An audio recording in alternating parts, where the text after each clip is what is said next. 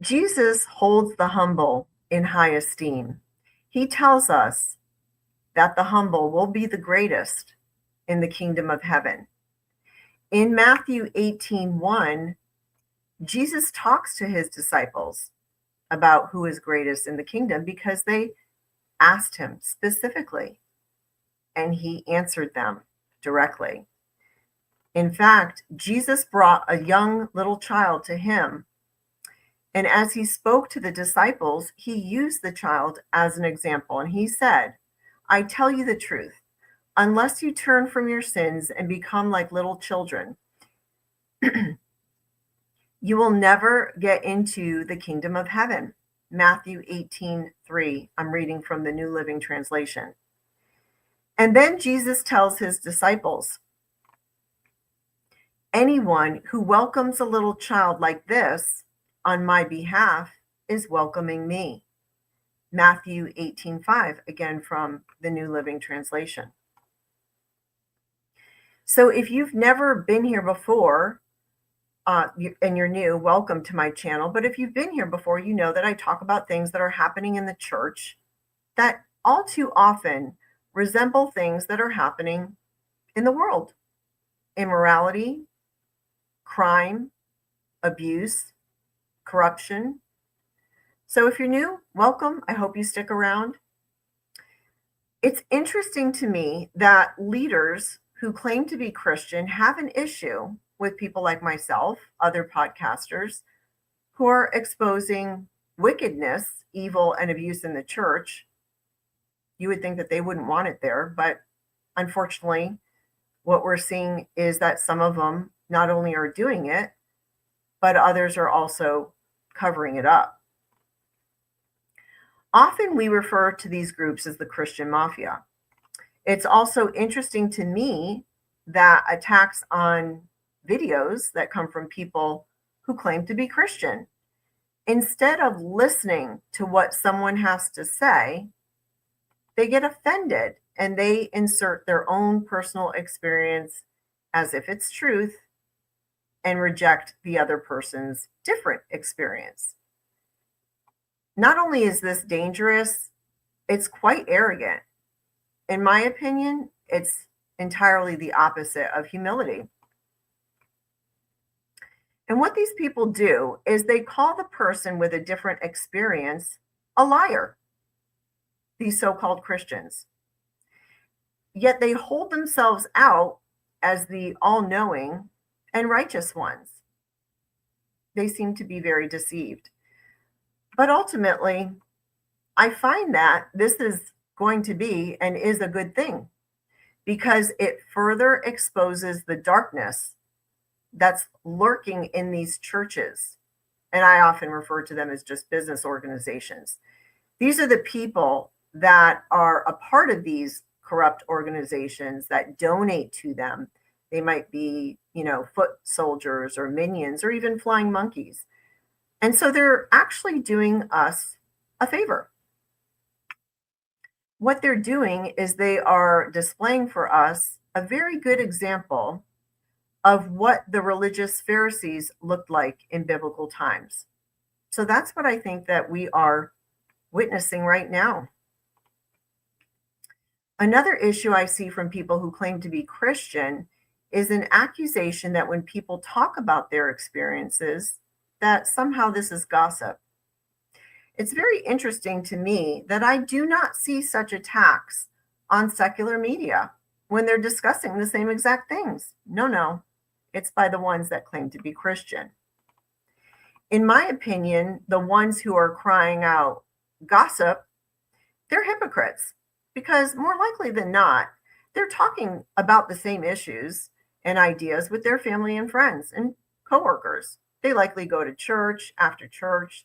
They'll go out to eat, talk to their friends, talk about the sermon, talk about their thoughts. They discuss everything about it, but yet that would be gossip by their own standards. If perhaps they're struggling with an injustice at home, at work, an issue with their kids, talking to their kids and disciplining them, and they're talking about it, Well, that would also be gossip by their own standards. Remember that portion of scripture. Anyone who welcomes a little child like this on my behalf is welcoming me. So Jesus is giving us instruction. He's telling us that if we welcome the person who is humble like a child, that we are welcoming him, Jesus. I would ask that you consider this as you watch this video or any of my videos or any of the hundreds of thousands of videos that are out there in regard to exposing wickedness. Look for those who are humble. I often say this to my viewers. The public, you are the jury. Oftentimes, I do talk about cases that are going to court in a criminal setting and also civil. But more often than not, the cases that we're talking about are not going to trial, whether criminal or civil. Yet there's exposures every single day. It's on mainstream media and in social media. Be very wary of people telling you, and typically this is going to come from a Christian leader, someone who claims to be Christian. I try not to say that. They tell you, don't listen to these exposures, don't read what's in the news, don't get on social media. And the best example is Dr. Michael Brown after the IHOP exposures. Ask yourself this when you hear somebody telling you this, especially if it's your leader. Why are they instructing me not to listen? God blessed us with our minds. We can all exercise common sense, sound judgment, and critical thinking. So I fully embrace those things on my channel, in my way of life, and I recommend you do the same. Don't let someone who claims to be a Christian leader take that away from you. You decide who you believe is telling the truth. You decide who you believe is humble, who you believe is arrogant, who you believe is gaslighting you, who you believe is steering you down the wrong path, who you believe is or isn't obeying God. On this platform, from time to time, I will invite survivors of abuse, and today I have such a guest. She is a survivor of abuse that she experienced at a church in Los Angeles called Fearless LA. Fearless LA. Her name is Emmillienne Bellaire. And before I bring her on, I do want to warn you, because I do want to just warn when something can be triggering, which I know it can be, and this one will be for some. In fact, if you love Jesus, if you love truth, and if you love justice, I think that there are going to be times that you're going to be infuriated. That's just my opinion. So I am just giving you fair warning, because if you're real sensitive to that, you might want to just, pray before you watch it, and just be led by the Holy Spirit. So I'm going to welcome in my guest, Emmillienne Bellaire. Welcome. Hi, how are you? Good. I'm so glad that you are joining me. We were supposed to do this a week ago, and I know that you were not feeling well. So I'm so glad Yeah. that you're feeling better. Yeah, thank you so much. I appreciate it. I appreciate you. So let's do this. Would you just kind of just briefly introduce yourself to the Yeah, viewers? yeah, of course. My name is Emmillienne Bellaire. I'm originally from Houston, Texas, but I've been in LA for about 8 years. I'm a singer-songwriter. I currently work at a talent agency, which is super fun. And I went to Fearless starting in 2020 and then left 2025. So I went there for about 5 years. All right. So did you live in LA before you joined? Yes. So before I joined, I went to a few other churches, and they were fine, but like, it just wasn't clicking for me. Each one I went to, and then when I did find one, I went to Mosaic, 2019, and that one was really good. But then the pandemic happened, and funny enough, Fearless was the only one still holding church in person, and so yeah, I joined them, and it was like you're like in the car under the freeway, and you tune your radio to like a certain station, and then you hear the preaching and worship and everything. Oh, wow. Yeah. That's how they did it? Yeah, it was cool, and they had like people stand outside too with masks or like social distance, and like really by a week later they just all gathered normally, but it was just Wow. outside. Oh, wow. Yeah. Okay. So when you joined there, did you go with a friend or did you just go by I yourself? did. I went with a friend who was a coworker, and she would take me. And then later on, she stopped going. I started serving with the like car wash and groceries outreach, and she was supposed to meet me there, and then she didn't, and she just stopped going to the church altogether. And I was like, well, I'm gonna stay, and I stayed. Okay. Did you make any friends there when you were serving? Yeah, for sure. I met a friend when I was doing groceries. Definitely, excuse me. Definitely while I was washing cars. It was pretty quick to get plugged in, I will say. Okay. Tell me about that. What was that ministry? So washing cars and groceries, were you giving out groceries to people that needed them? Yeah, so we would get basically so like they would go on stage and talk about the many pounds of food we were giving away, which I thought was funny because we never measured it. So like, how do we know we're giving away 1 million pounds of food? Where'd you get that number from? I don't know. But we just rolled with it. And so essentially, like we talk about the groceries, but if you were there, you could see that like the groceries weren't high quality. They were mainly excuse me, they were mainly like leftover vegetables and fruits from grocery stores that needed Yes. to get rid of it. So we'd get like these huge trucks and Yes. that come with like a bunch of pallets of old food, and we try to like separate what's good and what's not. A lot of it was really not good. Sometimes they were just like, oh, just put it in the bag anyways. And I'm like, this cucumber is like not looking too good. And they're like, it's fine. I'm like, okay. Oh, And so yeah, we give a lot of food away, and it wasn't like a specific ministry, like a name for it. It's just like, hey, like come out on Wednesdays. This is what we do on Wednesdays. right. Which like we did give food to people in there. Like downtown's a really tough area, so we did Yeah. give some good food to the people there. So tell us how you kind of evolved there. Did you get involved in more activities or groups or with leadership even?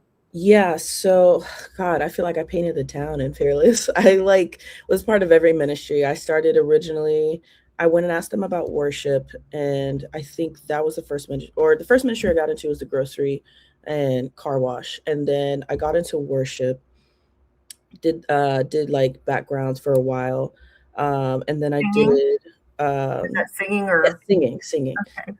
And then I did worship for youth, and then they made me like a sort of youth leader. I did not want to be because at the time I was like, I don't do kids, and I'm also like not in a place where I feel like I can really lead anybody right now. Yeah. But I ended up doing it, and it was okay. But I loved like being part of youth and the worship aspect, and like I don't know, like getting to know these kids. They were fun, so I really liked that part. And then I did cameras, like I did pictures. I would say Fearless first place. I learned how to do photography because I just showed up and kept practicing and they let me do that. I learned like cameras there, like video. I did audio. I did babies. I did switching. I really did it all. Clean toilets, paint like walls, sweep, mop, watch the pastor's kid, literally anything you name, I've pretty much done it. Wow. That's amazing. Did you get paid for any of that work? No, of course not. We're working unto the Lord. Come on. Yes. Did you work somewhere else at the same time that you were doing all this work? No, so it was the pandemic, so I didn't have a job. I didn't have a job for like 4 years, basically. The first two was obviously pandemic, and then the second two, I was searching for a job and literally could not get one. And granted, I had a season where I felt Holy Spirit say, "Hey, don't work. I'm going to provide for you. I want you to focus on your craft." And that's really scary for me because I've been working since I was 14. Like I've never not had a job. Yeah. And I took a leap of faith and didn't work like a normal 9 to 5, but I was in the church like every day, like 12 hours a day, doing whatever they needed, because I was like, well, one, I would like community because we're in a pandemic, or even after. Sure. But it was something to do. Like I said, I like to work. I don't like to sit still. So Right. even if I wasn't gonna get paid for it, I still wanted to do it. And like, I just wanted to serve. I'm very much like, I have that heart for serving, for sure. Yo, for sure you do. So, okay. So take me through what you saw. Did you ever see, you're on the worship team, you're doing some children's or youth ministry, doing all of these things. Did you ever see anything that just maybe was a yellow flag, orange flag, or even a red flag? Mm, I thought it was weird. Well, one, I thought it was weird that we opened up church before it was okay to, and before anyone said to, and they were very like anti-masks. So to a point where I had a mask on because it was a conference and it was a lot of people, and I had a mask on because I didn't want to get sick. And they sent one of the girls to come up to me and was like, "Hey, you need to take your mask off." And I was like, "No, I'm not doing that. There's a lot of people here and everyone's been getting sick. I don't feel comfortable doing that." And they're like, "Well, it just doesn't look good, and it doesn't make people feel welcome. So you need to take your mask off." And I think at some point I finally did. Everybody got sick. Everybody got so sick after that conference, to a point where the next Sunday, like, worship was like 3 people, maybe 2, and it was like one of the pastor's wives. Like, because everyone, there was no way anyone could show up. And so, yeah, I thought that was really weird. That same conference, they made me move from a seat because they wanted somebody else more important to sit there. They did that at another conference too. I don't know how I kept getting into that situation where they were like, "Hey, like, can you go to the back because we're gonna have so and so sit here," or like, I'd leave and I come back and they move my stuff so somebody else could sit there. And I'm like, and I both times I broke down crying because I just felt like, I don't know, I felt like dismissed, or like I didn't matter, or like whatever I wanted, like, just didn't matter. Like, go over there, you know? Uh, Yeah. so that was definitely another flag. And I would say the sermons kind of being the same. Like, he keeps like the same 10 sermons on cycle pretty much every year. You got poop in the blender, you've got the McDonald's one, you've got when he's holding a skull, you've got when he has the gifts with names on it, you've got the Easter one. Like, there's just like, we're all like, oh, today's poop in a blender. Like, What is that? I was just going to ask you, is that the title of the sermon? yeah, so it's like, I think the point of the sermon is like, how much poop is little poop? So poop is sin. So like, you have a really nice milkshake and you put like a little bit of poop in it, because people are like, "Oh, I'm sinning just a little bit, so it's fine." It's like, okay, well, if you have a little poop in this smoothie, are you going to drink it? Obviously the answer is no. So it's like this one-to-one comparison. It's not a bad, like, Yeah. comparison, but it does become the whole sermon. Oh my God, they love their props. They last year for conference, they brought out a sheep on stage. Literally, the didn't even matter. Like, it didn't prove any point. There was just I have a video. It's amazing. Sheep on stage. That was the craziest prop I saw. So they just bring the sheep, and did they have the Just, sheep do anything? no, the sheep was just standing there. They had a guy dressed up as Jesus, and then had him holding the sheep, and was just like, "This is what it looks like with Jesus walking you as his sheep," or whatever. And it's like, cool, glad we got that. Not sure we needed the demonstration. The prop things, in my opinion, it seems like those type of things are very prevalent at seeker sensitive churches. I Is think that so. Was Yeah, that a seeker sensitive church? maybe it could Yeah. be. But it was so funny because when the sheep came out, of course, everyone just lost it because we're like, "Oh my God, it's a sheep." Sermon not happening. Like, Right. we're not thinking about it. It's so distracting. I don't know. It's It was it's cute. distracting, and I think it's really catering towards entertainment. Oh, absolutely, for sure. And you see that, I don't know if you've ever seen these videos where they build a roller coaster. Have you seen Yeah. that? Or like pastors like flying in mega churches and Oh, stuff. the ones with yeah, they have the Yeah. straps on and all. I mean, and then there's this show. It's called The Righteous Gemstones. I don't know if you Oh, ever I heard haven't of it. seen it. Well, they're making fun of it. I mean, there's plenty Mm-hmm. of movies that are making fun of that stuff. And what's really funny is that these leaders that claim to be Christian, they don't like these videos that we make Oh yeah. exposing people, but yet, oh, you're going to give Christians a bad name. No, no, honey, No, just you're step you're aside. You giving already did us that. a bad name by doing it. You already did that. I promise you. You can go to that very famous. He was on Saturday Night Live. Steve, I can't remember his name. He's a comedian, very funny. I can't think of his name, but he had a movie and he watched Benny Hinn to be able to do the movie. It's Oh a satire. no. Yeah, about, with the healing and the pushing and just all of that stuff. Yeah. Steve, he was on Saturday Night Live. Maybe his last name was Steve. I don't know, but he's the wild and crazy guy. Do you remember Yeah, that? I don't remember his name. Okay, you're too young. So Steve Martin. Steve Okay, Martin, I got it. Okay. I know. I hate when I can't think of something. Okay. That's just funny to me. But at some point, were you involved? And so let's get to that, because we've got you did, we'll get to that in a minute, but you recorded, not that you recorded it, it was being recorded of a conversation that you had, and you're going to set that up about what was going on with the leadership. But even before that, were there things that were going on that were troubling at all? Yeah, for sure. It's just like anytime things happen though, it was so quickly like turned over, like a quick turnaround where like you have this issue, no, you're wrong, okay, you're right, and then we just kind of forget about it. Or we're just gonna sit you down for a little bit. We're not punishing you. We just think you need to heal. We just think you need to take some time to spend with God, all the things Can you that. give us an example of that? Like what do you mean, like sit you down for a while, take away what you were doing in the ministry because something happened? Yeah, so like I don't know if this is where we want to start, but at one Start point, anywhere. okay, we're starting in the deep end. Sorry, y'all, but Here we go. I was sexually assaulted by a worship leader, and that's a whole story. But part of what they did was they sat me down because I needed to heal from the situation, which yeah, probably. And so they sat me down, and then the guy who assaulted me, they put him on probation, and then a couple weeks later they just put him back on stage, and not me on stage. I was still sat down because I needed to heal.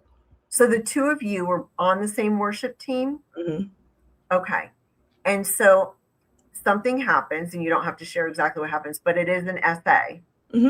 Okay. And so did you go to the police or did you take it to the church leadership? What did you do? Both. So when it happened, the day after, I reached out to two friends, and they were like, "Oh my God, like, what do you need?" And I was like, "Well, I need to go to the police station, but like I'm scared. I don't know what to do." So they both came with me, and I filed a report and everything, and they served him papers. And in that time, I also went to the leaders, and I was like, "Hey, yeah, did a police report. This is what happened." And instead of like helping me, I got a call from one of the male pastors, and he called me, and he was like, "Hey, well," he said, "all you did was kiss." And I was like, "Okay, he's lying. That's not what happened." And he's just like, "Well, you don't need to get upset with me." And I was like, how can I not be upset in this situation? Somebody sexually assaulted me, and then you're telling me he said no, he did it, and you're just like, okay, now And what? coming to you with it. I'm sorry. And coming to me with it. And as a man, I don't want to talk to a man about this Right. at all. And so they told me, well, it's just turning into a he said, she said thing. And they were like, it wasn't on a church grounds, so it's not really for us to really handle like that. And then I was told, well, why were you alone with him in the first place? Which is crazy because, like I said, we're on the same worship team. We had played in a band together outside of church, so we've been alone before. And I wasn't alone. It wasn't just him. Another worship leader was there, and the roommate was there. So it was 4 people there. Um, and so it just turned into a very like I literally heard them be like, "Well, I wouldn't have done it. I wouldn't have been in that situation in the first place."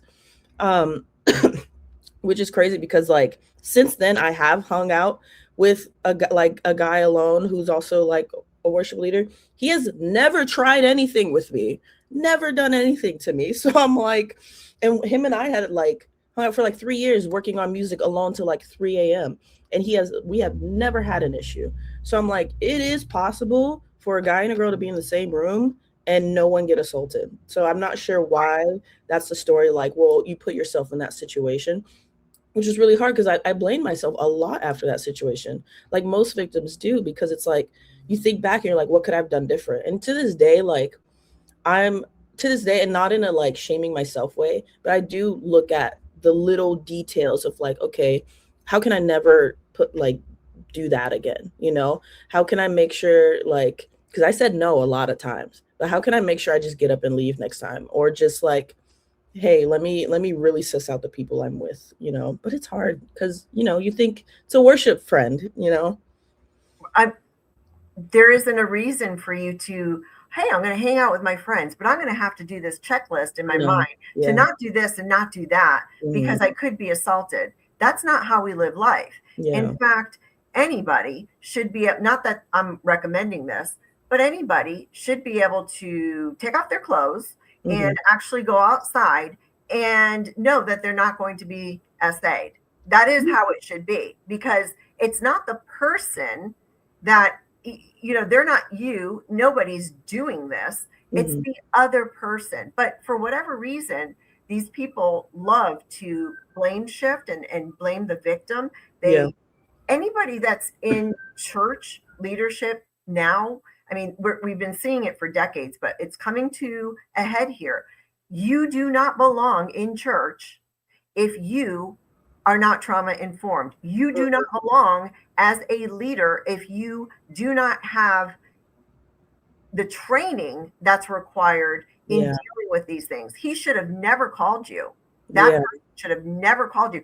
Obviously, a male, obviously not trauma informed, hmm, obviously has no idea, obviously has no empathy, all of hmm, these things. That is the wrong person. And the judgment thing is funny too, because these leaders that claim to be church, they're like, or they're little minions and foot soldiers that hmm. come on and make comments, and they say, who are you to judge? It looks like that person who called you that claims to be a leader, he was judging you. But Oh, they can do it all absolutely. day long, right? Absolutely. And the All issue day is like he hit so I think where he felt like he had the authority is the fact that his wife had been essayed at one point in her life. And they had a whole meeting, a whole staff meeting where they kind of let her talk. And because even her opinion was like, well, I just wouldn't have been in that, I wouldn't have let myself be in that position in the first place. So they're like, well, this person's been essayed and she agrees with us. So this is the long. standard we're going to hold the situation to. Not thinking, hey, she was a victim in a situation too that it seems like she didn't heal from because she's thinking it's the victim's fault to be there in the first place. So I Well, don't think that's the consider best her structure. husband, right? That's what I would do. Consider Yeah. her husband. So, more likely than not, she is the victim and she's been brainwashed. Yeah. And so, this is what she's dealing with. And it's either you survive or you kick against it, or Mhm. this is what she has to do to survive. I have a guest that I'm going to be interviewing that's going to be, very excited for in regard to domestic violence, because that is a measure of domestic violence when the husband, they just don't have any empathy. It could be either Yeah. spouse, but that is dismissing what that other spouse went through, and Yeah. they're just kicking that under the rug. So think about it like this: that person's just simply not qualified, Yeah, absolutely. just not qualified at all. And so, what happened with your case when you went to the police? So I I found out this years after, but apparently while I was, filing a report, getting my court date ready and everything, in the background they were telling a friend of mine um, to convince me to drop the charges. Who's they? Can you say? And Staff. just yeah, Fearless staff Okay. was pressuring my friend to, and she told me this like long after. She didn't tell me at the time. And I was like, well, thank you for not doing that. You're a real friend. So they were pressuring her to tell me to drop the charges, and they told her she's not allowed to go to court with me. And she was like, well, I already told her I'm going to court and this is my friend. And they were like, well, do you think we would go to court? And she's like, no. And then she's like, then they were like, then why would you? And so she was like conflicted in that area. And then I had another friend who I thought was my best friend. I feel like they got to her because she was also a leader. Um, but when it happened, she didn't go to any like court or anything with me.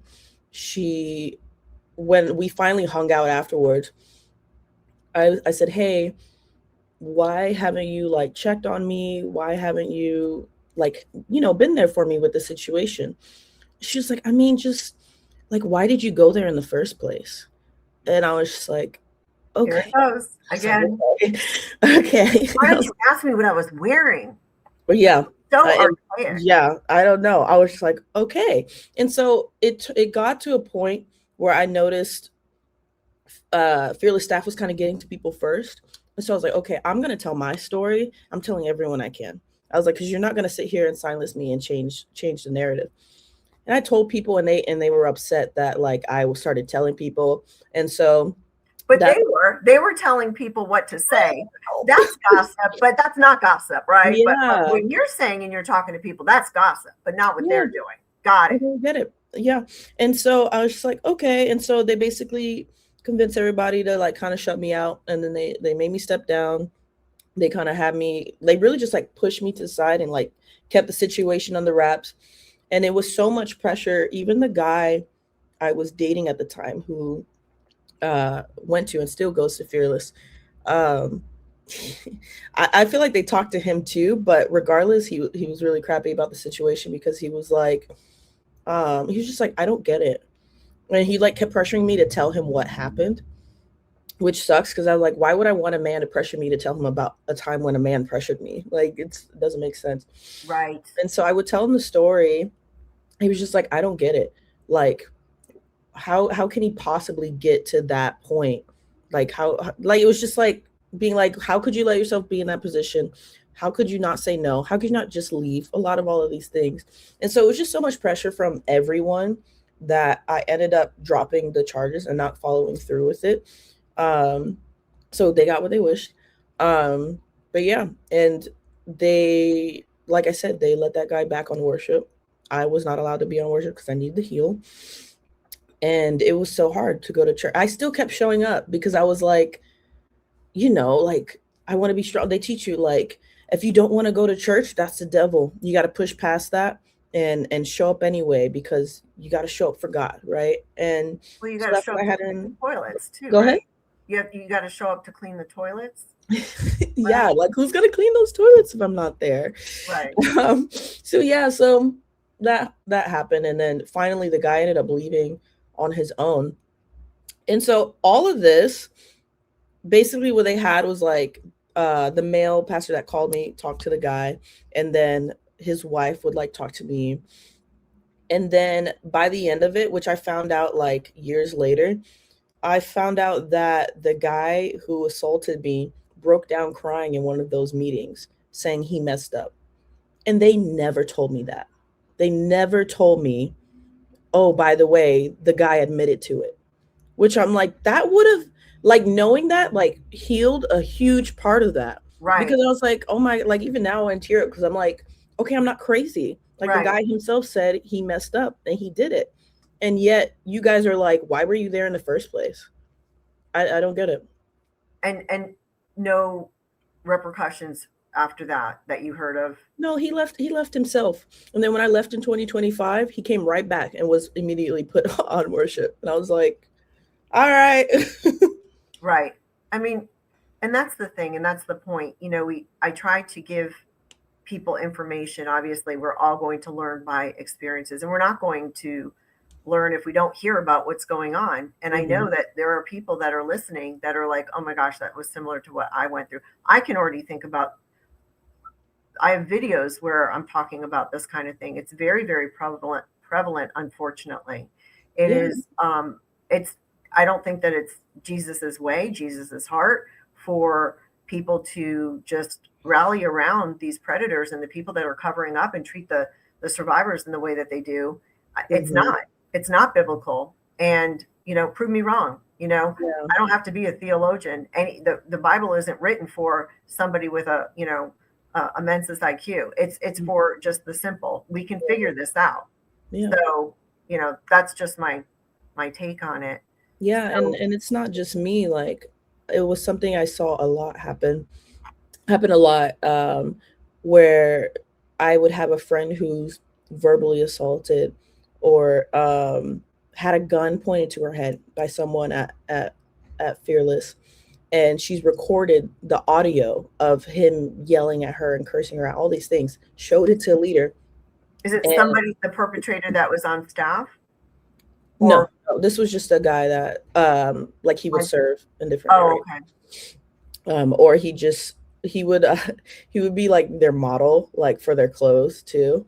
And so they would like all the time like be like, hey, so and so, stand up, this is a man of God, da da da da da, to another guy who messed with who verbally assaulted her too.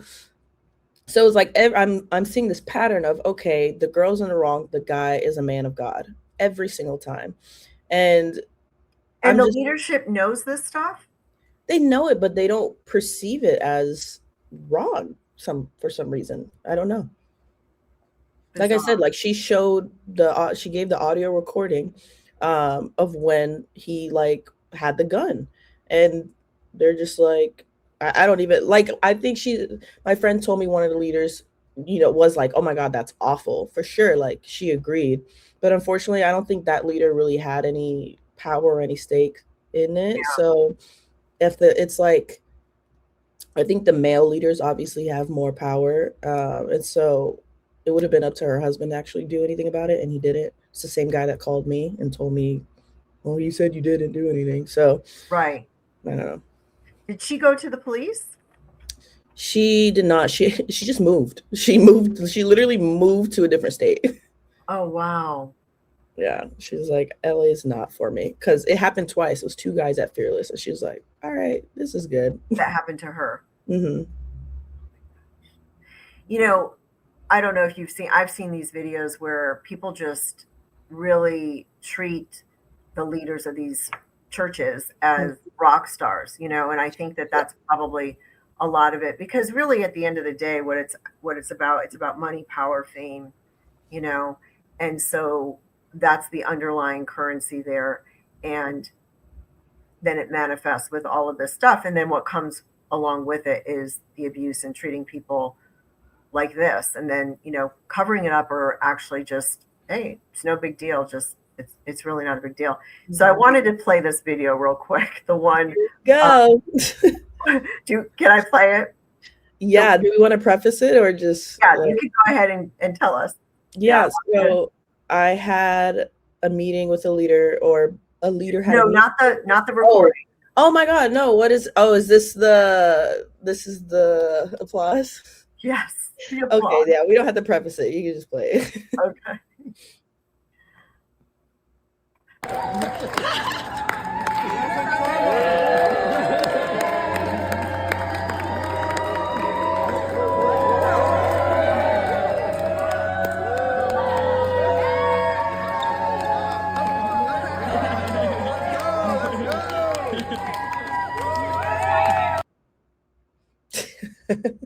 So before you tell us what we just saw, look at that. Is that Jeremy Johnson Yeah, or and Jeremiah? No, Christy. Jeremy. Yeah, Jeremy Jeremy Johnson. Johnson, Christy Johnson, and then that's their son. His He son plays looks a soccer. little uncomfortable. He doesn't he? I played it. Let's play it again. I never noticed that. Yeah, watch. And then with the touching, he went like that. So.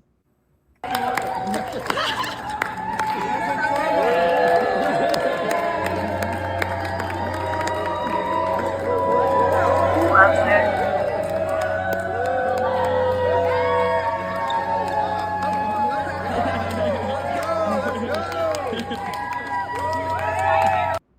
Yeah, he's not getting, he doesn't want high fives. He's just like, I just want to get through here.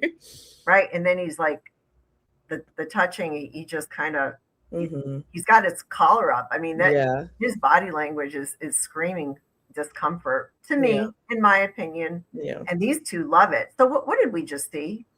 So this isn't the first time this has happened, where they'll be like, hey, PC and PJ are coming through the front. My dog is yelling. I don't know. My dog has something to say about it. So basically, they'll be like, hey, PC and PJ are coming in. And this wasn't every day. Like, I'm not going to say this is every day, but this was mainly when either like they came back from a sabbatical, or, maybe it's one of their birthday, or, we're just happy to see them. We just want to honor our pastors. So they'll gather us and be like, hey, come on, like they're coming through. We're going to clap and cheer for them when they come in. And at the time, I thought it was normal, obviously, because I'm like, yeah, like honor your pastors, they teach honor up, honor up, honor up. And so, yeah, I couldn't find the other video I had of this too, because it's not a one-time occurrence. But yeah, it's a very humble Soul Train line. And you know what else is really disturbing? We lift our hands in worship to God. Look at what we see here. That is a good call. And not only that, like having like the cameraman in the back, getting the good shots. It's like, what about that is like, we glorify you, God? I don't understand. There's nothing glorifying God in what I just saw.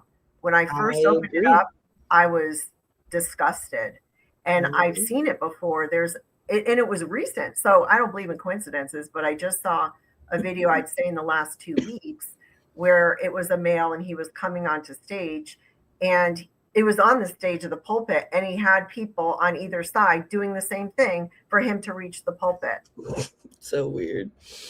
It's really, yeah. Well, let's say this. Okay. Do they do this for the people that, just came back from vacation or sabbatical and they just went on a ministry trip? Do they do that too for the people? No, but that's a good point. No, they don't do that. That would be silly. Yeah. We're just God's humble servants. Right. At the bottom of the totem pole, as someone has called it, which we'll get to later.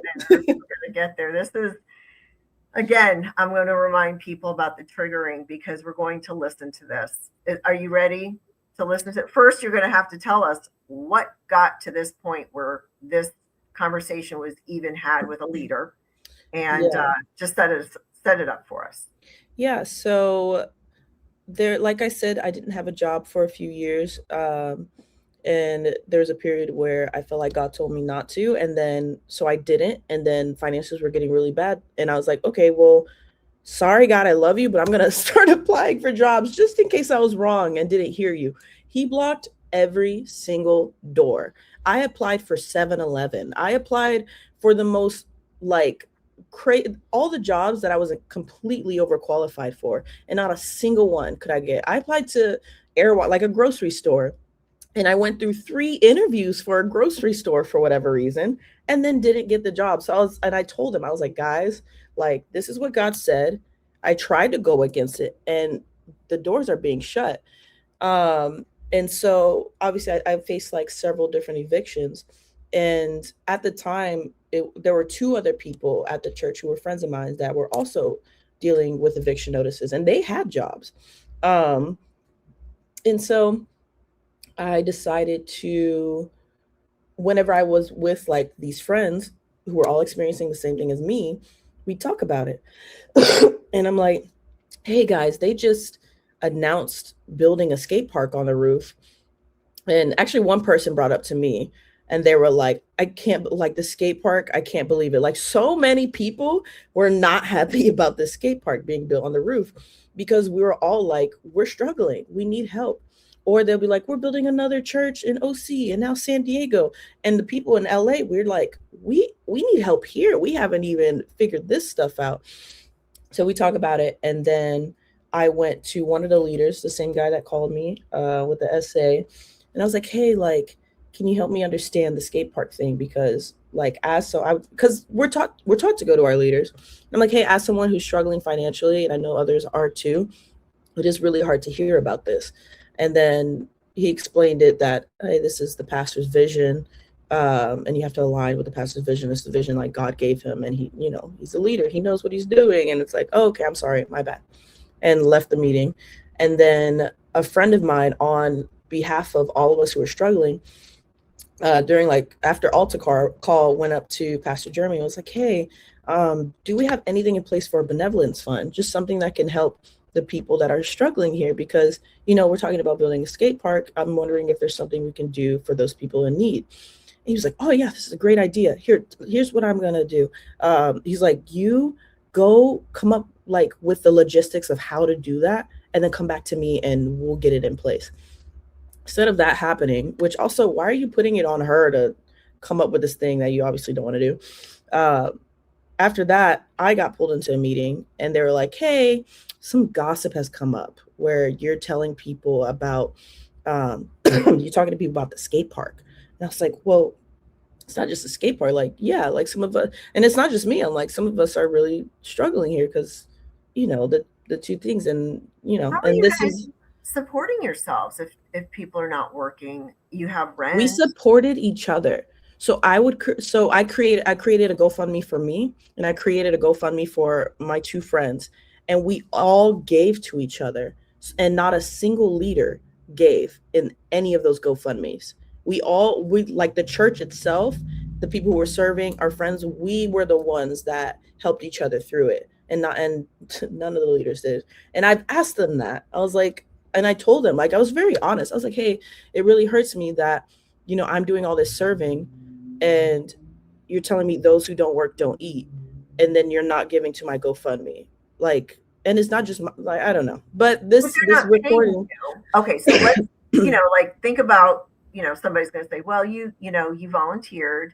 And Mhm. so, okay, you volunteered, but you're also in need, and they're readily accepting what you can give them by Mhm. way of painting or whatever, all the things that Yeah, you're doing.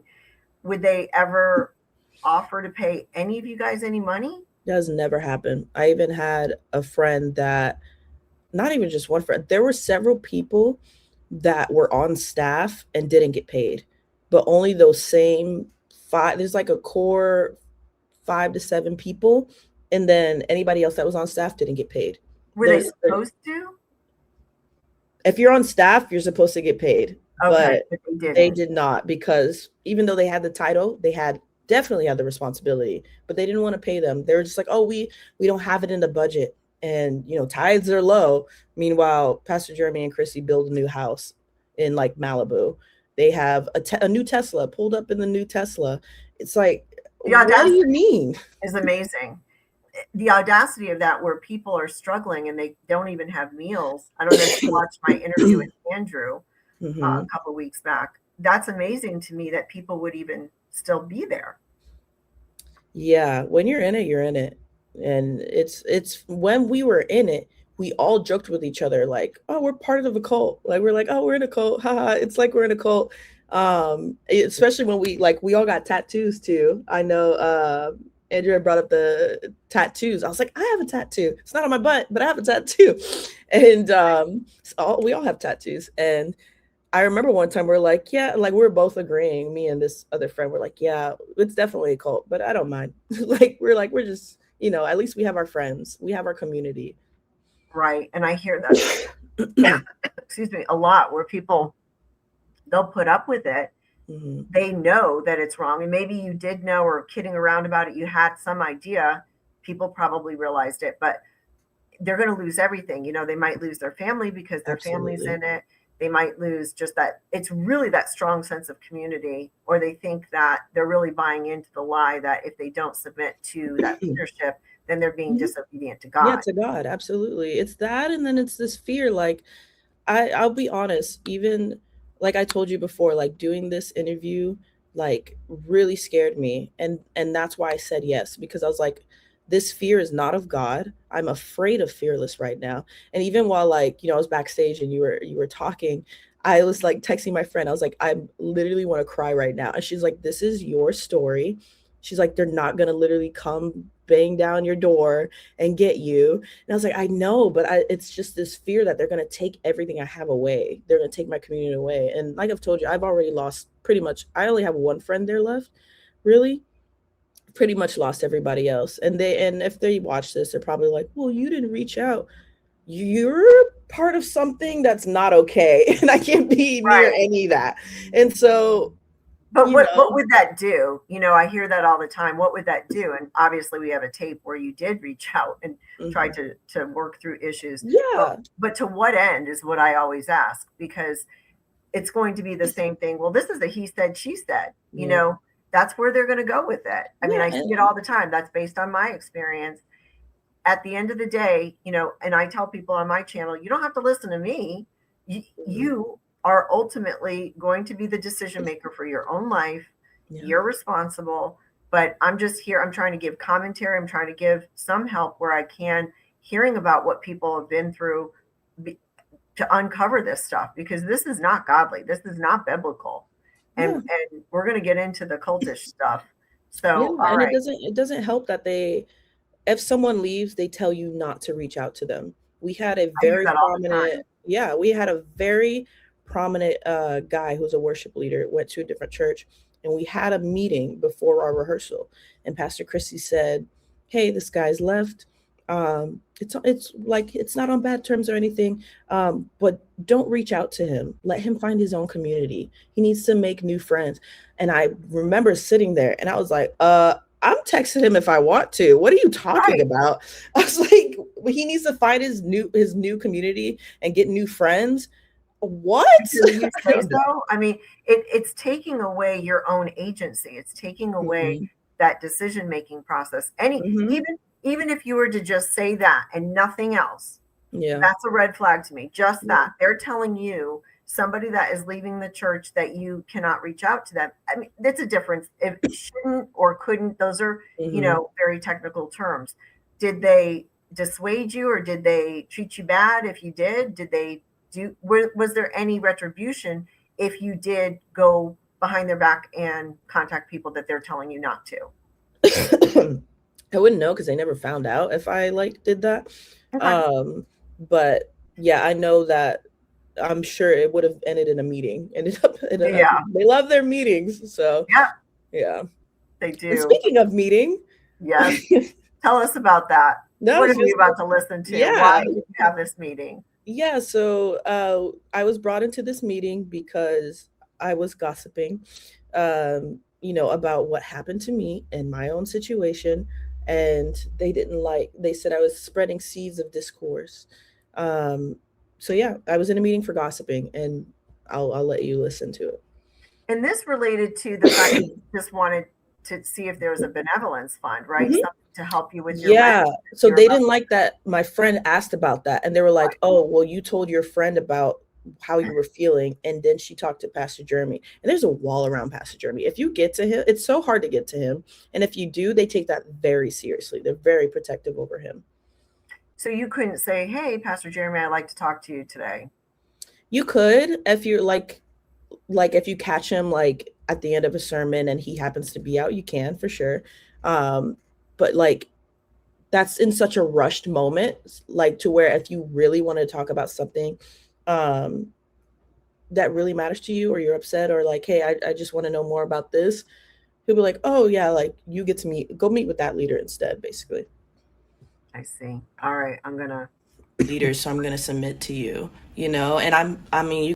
Oh, and I'll back it up. Let me just say that the audio on here, we are not identifying the person that you spoke to. We don't even know what gender this person is, because you've changed that audio, and it's clear we can tell when you're speaking.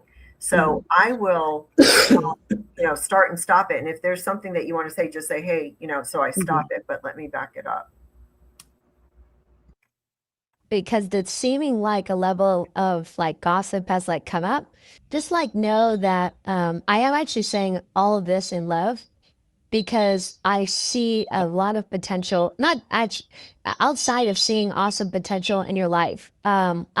I have love for you as like a believer. There was some difficulty with the vision and us like having this vision, and then ultimately you being in a place where you're kind of I just want to stop because that vision seems to be the theme. Yeah.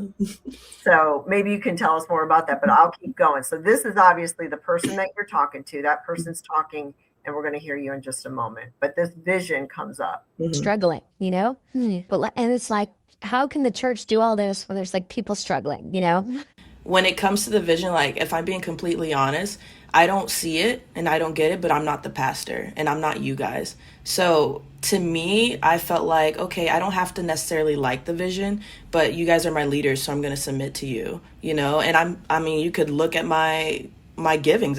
Obviously still give, even though I don't have a job. I've been giving for years. I haven't had a job. March will make 4 years and I'm still giving because I trust you guys as the leaders and I'm obedient to God. So I just never felt like I had to like the vision in order to be a part of it, What's remarkable to me is that you don't have a job, but you're still giving. Mm-hmm. And what were you giving at that time? How the money that you were getting from other people? No. So sometimes money that I get from other people, I would tithe on that. And then if I got like how we were getting like stimulus checks. So anytime I got that, or I got like a unemployment check, I would tithe on those. They weren't a lot, but like I would tithe where I could. And even if I didn't have like even that, I always told myself I at least want to give $5. Like I have to give something. And then it got to at one point where I tithe using a credit card. And because they're very serious about the tithing. If you stop tithing, they call you. I had a friend, they called her because she had to pause because she couldn't afford something. And they were like, well, just give me your card over the phone and we'll get it through here. And she was like, no, I'm not giving my card over the phone. So they're very serious about the tithe. That's why I was like, hey, like I'm paying, I'm dedicated. Like, I don't like the vision, but I'm submitted to you. Like, I don't know. Hey, you clearly said that. You said, I don't necessarily like the vision, but I'm submitted to you. Mhm. So obviously you're postured to them and giving them deference, this leader. I mean, that's noteworthy to me. And you even say, I trust in you guys as leaders and I'm obedient to God. I did hear you say that. Yeah. Like some people will just say, I'm obedient to you. You didn't say that. You said, I'm obedient to God. But that's the scary part because I wasn't obedient to God. I was obedient to them. It's this like entanglement of what's God's voice and what's their voice. And to this day, I struggle with that because I'm like, I still have like their, little manual. Chatter in your head. Yeah, yeah. And so it's like I'm submitted to God, like I'm doing all the right things. And it's like God's over here like, actually, that's not me. Right. Right. That's such a good word. It's true. I think that's what people are waking up to. All right. But it sounds like there has been like some conversations, whether you're saying anything or not. I think sometimes silence is agreement. Even if you don't say anything at all, right? By not saying something, it is kind of that agreement factor, versus standing up and going, hey, like, we shouldn't be talking about this, Yeah. I think it's one thing to talk about like your struggles, like, hey, I'm having a hard time with this, or I haven't had a job in 4 years, like that's totally different, than being like talking about the skate park. Like, I don't see how that's going to work, Okay. So this person's telling you shouldn't be talking about something. Yeah, they said I can talk about my struggles financially, but I can't talk about the skate park. Is what he said, or what they're saying. Okay. Telling you what you can and can't talk to with other peerless members. Is that right? Peerless. Whoever's on the. I'm putting it together. Fearless members, the peers. You can talk to your peers at Fearless. Yeah, I can't talk to my peers about this. The skate park. We'll get to that. Got it. Having a hard time financially and having a hard time agreeing with the vision. I'm not sure, like, what makes that gossip, or what makes that wrong, talking to a leader or talking to somebody being like, hey, this is something I'm wrestling with, because it's not, like I said, it's not like I didn't go to a leader, but wrestling with something, even if it involves the church, I feel like it shouldn't have to be a silence, type of thing, especially when the leaders aren't always available, which of course, like, you guys have the whole church to run. So it feels weird to not be able to like commiserate with someone or really just try to figure something out and work it out. The moment that it goes to a peer or somebody that is anywhere below the totem pole of peer, I hate even using the word totem pole, but like anyone that's peer or like down, quote unquote, friends, anyone in that category, um, having trouble, like exactly what you're saying, like kind of working through that process is gossip. And this is why, because it ultimately plants the seed of distrust. And in those conversations, maybe you could be having it with somebody that isn't having any issues, right? They're totally on board. They haven't even thought like, oh, maybe it's not going to work. But then having that conversation, it plants that seed of like, oh, maybe this isn't going to work. And so that is ultimately division. That's like ultimately kind of splitting, right? And it could be nothing, but it could be something, right? And so that's why I say any conversation that's ill of anybody, the church, the vision, even another friend, right? Like, I'm not saying like this is just church, right? But like in general, right? When you go, I'm talking to somebody about somebody else. Any ill talk of somebody else, even idle talk, the Bible doesn't want us to do. And so that's where it does become gossip. There's a lot there. Let's talk about it. First of all, let's go to the definition of gossip. Gossip is a noun. It can also be a verb. Noun, gossip, casual or unconstrained conversation or reports about other people, typically involving details that are not confirmed as being true.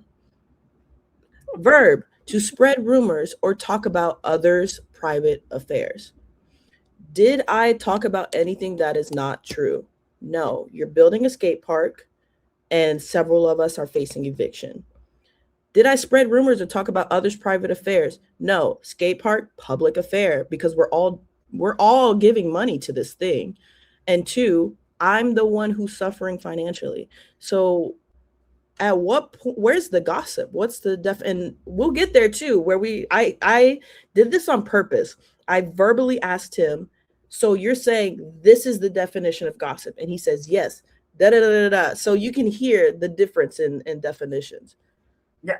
And what sticks out to me, because and I'm an attorney, so I have to listen to stuff all day long. I have to listen to people. I have to, you know, take depositions. So I have to actually line by line go through what people are saying and then bring it together and compare it Yeah. to other things. This person is there's a lot of word salad there, very unsure of himself or herself. And there's a lot of, if I could have a bingo card, it would be filled up and overflowing with all the right, trying to get you to Yeah. agree. It's just some people just say that, like right, like just it's just a, I don't know if it would be a tick or whatever, but this person says a lot of that, right? I Mhm. think it's learned. I see it a lot in these ministries where they have the leadership role. I came out, I didn't live there, but I have KC. There's just this speak that they have. Mhm. Some of them you'll see, and I heard it a lot in this person. I don't Mhm. know where this person came from, what other Mhm. ministries, but I can identify it. It's very prevalent, unfortunately, and it's just the way that they talk. And then this person is telling you as if you don't have a brain and you're not able to figure out that, yeah, it's very easy to define gossip. Here's the thing, when we're talking about all of these issues, a lot of times with the other side that loves to cover up and do the abuse and all that, they're not defining stuff, they're just saying stuff. I try to define it so that we can at least come together and have a conversation. I'm truly not interested in having conversations with anybody that's of this ilk whatsoever. I don't, that's not my thing. I'm not going to be bringing them on to get their side of the story. Yeah. My platform is for survivors. I'm not, Mhm. yeah. Oh, if you want to come on and repent, feel free. Contact me, V Johnson at 77alpha.com. Feel free to come on here and repent. but I'm not interested in you with the, oh, we've got a he said, she said. That's not happening. So this person with their word salad is remarkable to me, and just telling you again what is ill talk and idle talk, as if this person doesn't engage in it. Come on. I'll read you the definition of idle talk as well. Idle, adjective, avoiding work, lazy, without purpose or effect, not meaningful or useful. Phrase like speech, in a phrase like speech that is careless, trivial, or lacking intention or responsibility. In what way is me saying, hey, we have people in the church struggling, and we're giving money to the skate park, it doesn't make sense for me, mean that it's trivial, like I'm having trivial or lacking intention or responsibility. It's exactly the opposite. You have intention and you're thoughtful. You are thoughtful because you're considering your plight and the plight of your friends. You don't have enough money to meet the rent and you're all going to be evicted. So you're thinking about this, and then you're intentional because this is a place that you've given your time to and money. Mm-hmm. And so your intention is to see if perhaps they can help you out, because I don't know, is that what the church is for? Maybe not in there. I could have swore the Bible said carry each other's burdens. But I could be wrong. No, they're not following the Bible that we know of. And I would say the biblical definition of idle I looked into, and it's like Matthew 12:36 through 37, which is what I think he was trying to reference. But I tell you that everyone will have to give account on the day of judgment for every empty word they have spoken. For by your words you will be acquitted, and by your words you will be condemned. And so the key biblical meaning is like idle or empty words are like careless, untrue, or irresponsible speech, or not words that are spoken to like address wrongdoing or seek truth or to protect others, Right. And that's exactly the opposite of what you're doing. You're bringing this issue to talk about with this leader because they're bringing you in because they're accusing you of gossip, but you're trying to state your case. But that's a leader, and you're on the totem pole down here or down there, or anyone who's down.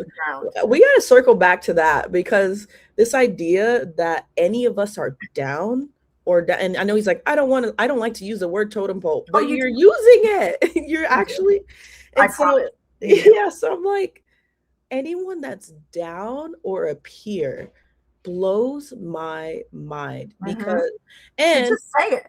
Just say it. And this person knows that this conversation is being recorded. Yeah, because you hit record on the Zoom. So I don't know what to tell you. Right. Yeah. Wow. No problem. Because out of the mouth, the heart speaks. Mm-hmm. That's what we're seeing. Yep. I understand parts of that for sure, and I agree with parts of that, but it feels like, I don't know if this is the right word, but it feels like manipulative, or I don't know what the word is for it, but if I'm really struggling with something and the only people I can talk to are like, and they're not always like available, especially, then it's like the whole point of like discipleship and having community is to be able to go through these things together. And even when I am talking about my struggles, I have yet to meet someone be like, oh man, I never thought of that. Like the reaction is, oh my gosh, yes. Like there are things that, or people bring up stuff to me first and I'm not even bringing it up. And I'm like, dang. So I'm like making mental notes. I'm like, wow, so I'm not the only one struggling with this. And it really sucks right now because it just feels like it's all coming back to me, like, oh, Emmilliene's just setting little fires and planting seeds. And I'm like, no, like these are things that have been here, and some of it has come to me and without me bringing it up. For sure. So God cares about the little things, the medium things, Absolutely. The big things, right? And you're having to share that to this person who claims to be a leader and claims to be biblical is mind-blowing to me. And yeah, you're absolutely right. You're like, it feels manipulative. Yeah, they're telling you what you can and cannot do, what you can and can't think. This is how you have to. It's robotic, I mean, it's absolute control. And so you just sharing that community aspect of the Bible is legit. There is a community aspect. we all experience it. I had a prayer group this morning. I have Mhm. community aspects in different ways. My partner down the hall, she does many community aspect things, like she does feeding the homeless. Um, I guess you're not supposed to talk. I have to be a bit Yeah. sarcastic here because it's absolutely ludicrous Yeah. that this is happening. And they think it's okay to talk like this and treat people in this manner. You Yeah. are absolutely, you have every right to talk to your peers about your struggles. Doesn't matter whether you belong to this church. I don't know. Did you brand yourself to say that you're their slave and indentured servant? Nope. No. Not that I remember. Slavery is illegal here. Maybe they don't know that, Yeah. but it is. It's Yeah. illegal here, but you know, they might think otherwise. What a win in this conversation is, in my opinion. And Hold on. that Can way you pause real quick? hey, this is I need to explain what's going on right here. They are telling me what a win in this conversation would look like. They are That's all saying, we need, a win. yeah, Okay. this is what a I'm glad win. you're saying that, and I'm sorry, but there's some words that I'll show you that I couldn't make out. So okay. Yes. So they're saying this is what a win in this conversation would look like, and basically telling me what I need to do in order for this conversation to go well and to end well. And now we may proceed. Thank you. Oh my gosh. I'm so glad you explained that. this is the good side of this conversation, right? So like a win in this conversation is Emmilliene going, hey, I'll own the things that I've said, whether it's something that I fully believe is gossip or it's something I kind of fully don't believe is gossip, but then telling me it is, right? So owning that, apologizing for it, and then two, like helping me be in the loop of other people that are having a hard time with it and bringing it to you, and talking to maybe other people. I don't really know. That's like for maybe that conversation with whoever that is for me to ask them, so that's like kind of a win, is to go like, hey, like if I don't agree with it, but like I understand what you're saying. And then be like internally apologizing, like I don't need an apology, to my face or something. And then I'm sorry, I can't. What is that? And just be like internally apologizing. You don't have to come to me. Yeah, you have to tell me my face, but you need to apologize at internally some point. apologize for, I guess, your existence, your life. Not only that, I wanted to say earlier, they said that little mumble part, they were like, you saying, even if I don't agree that it's gossip, which you do agree it's gossip, and I'm like, okay, you're telling me how to believe now. That's what this person did. You do agree? That's what they did. Okay. And then, like, if there are people that are having a hard time, like talking about this and struggling with it, then I'd like to know those people so that I can have those conversations. Whether it's like point out those people so that you can be the rat and we can go after them. Well, you know what? They pressured me so much that I ended up giving a couple names at the end of it. I didn't know. Yeah, I didn't put it in the video, really? but I did end up, because he texted me afterwards. He was like, hey, like, send me those names or whatever. And like I told you, like I said, by the end of it, like, there's that switch where I'm thinking like, oh yeah, I need to submit. Like, this person's right. So I did give a couple names, and I'm sorry. Yeah, no, I know. I'm sorry. About that, where you were mentally and emotionally after this. So a conversation about gossip or a conversation about, hey, this is why we're doing division. Let me give you a little bit more in depth. I don't want to just like throw anybody under the bus because it's like their information or their whatever. So I just wasn't sure if I was allowed to do that, if that makes sense. I think in the only setting where you're allowed to do that is if that is it's like to a leader and then it's going to help them, If someone says, I have a hard time with the vision to somebody else that can't change it or can't like bring more light to it that really helps them see it, I really believe it's planting seeds of distrust, which is also ultimately gossip. I don't know. I guess I'm still just stuck on the deciding what I can talk about and what I can't talk about to who you would say are my peers. If it just has anything to do with fearless, like disagreeing with anything fearless, it can't be spoken to my peers about, is what you're saying. It shouldn't be, yeah. Okay. But it's not like just That's why I asked it. I was like, so this is what you're saying? Yes. Okay, cool. Just making sure I'm getting this right. fearless, right? Like it's a little wider, you know? It's more like anything. Here's an example of gossip that like we've probably all done. Verbs coffee stocks.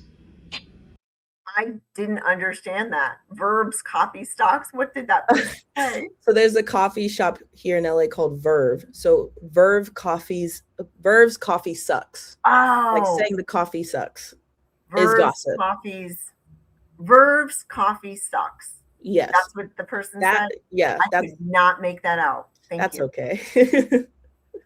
You know what I mean? That's like talking negatively about a company, right? That's maybe if there's no levels of gossip, but like that's technically gossip, right? When you're talking ill of something. You know that isn't. That's just somebody's opinion. You know, Opinion. So we're not allowed to have opinions no, anymore. you're not, because you I can't. can't say, wow, this, unless it's good. I can say this food tastes great. But if I say this food tastes bad, nope, that's gossip. You can't say That's that. gossip. It's Yeah. so weird. I say that in this where I'm like in the moment, because I was still part of it and I was really deep into it. But listening back, like I said, it makes me so sad to hear the progression of my attitude in it, because you hear hints of me, you hear me being like, I'm submitted to God and I Yes. trust you as leaders, but you also hear this little bit that's like, that sounds weird. Right. That sounds a little manipulative, because it was. And Right. I'm like, ugh, like I'm like, little 2023 Emmillienne. I'm so sorry, because I'm like, dang, you had it right 2 years prior, before leaving. How long ago was this? This is 2023, so now 6 years ago, or 3 years ago. 3 years ago. And you were 22, 23 at the time? How old was I? I was 25. Okay, and how old was that person? Or I was 25 to 24. They're 30 something. Okay. But in any event, that person is, the totem pole, right? Mm-hmm. Up here, and you're down there. And Yep. it's the submit, submit, submit. Mm-hmm. Okay. Something else, right? They're not there. You're not talking to the right person. And so we've all like kind of done stuff at that level. And so like the Bible in general just even says that we shouldn't have any idle words come out of our mouth. And so like idle isn't just gossip. Idle is like stuff that doesn't matter. And so the Bible talks about the mouth a lot and like what we say and what we don't say. And so it's really difficult to like do that. And so just in general, all of us believers, we sin all the time with what we.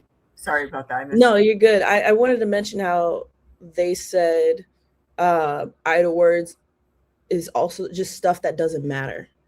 And to me, looking back on it now, at the time I didn't catch it, but I was like, so what, my concerns don't matter is what you're saying. Right. Oh, the absolutely. things that I'm bringing up do not matter. You literally just said that, because you're calling it idle, and idle words don't matter. That's what it's weird, but that is absolutely. And I started to say that God is concerned with the little, the medium, the big. Mm-hmm. He is. These people are not. And that person actually told you that. They are not concerned with any of your livelihood. They just told you. A lot of times what we're dealing with is where we have to like read between the lines.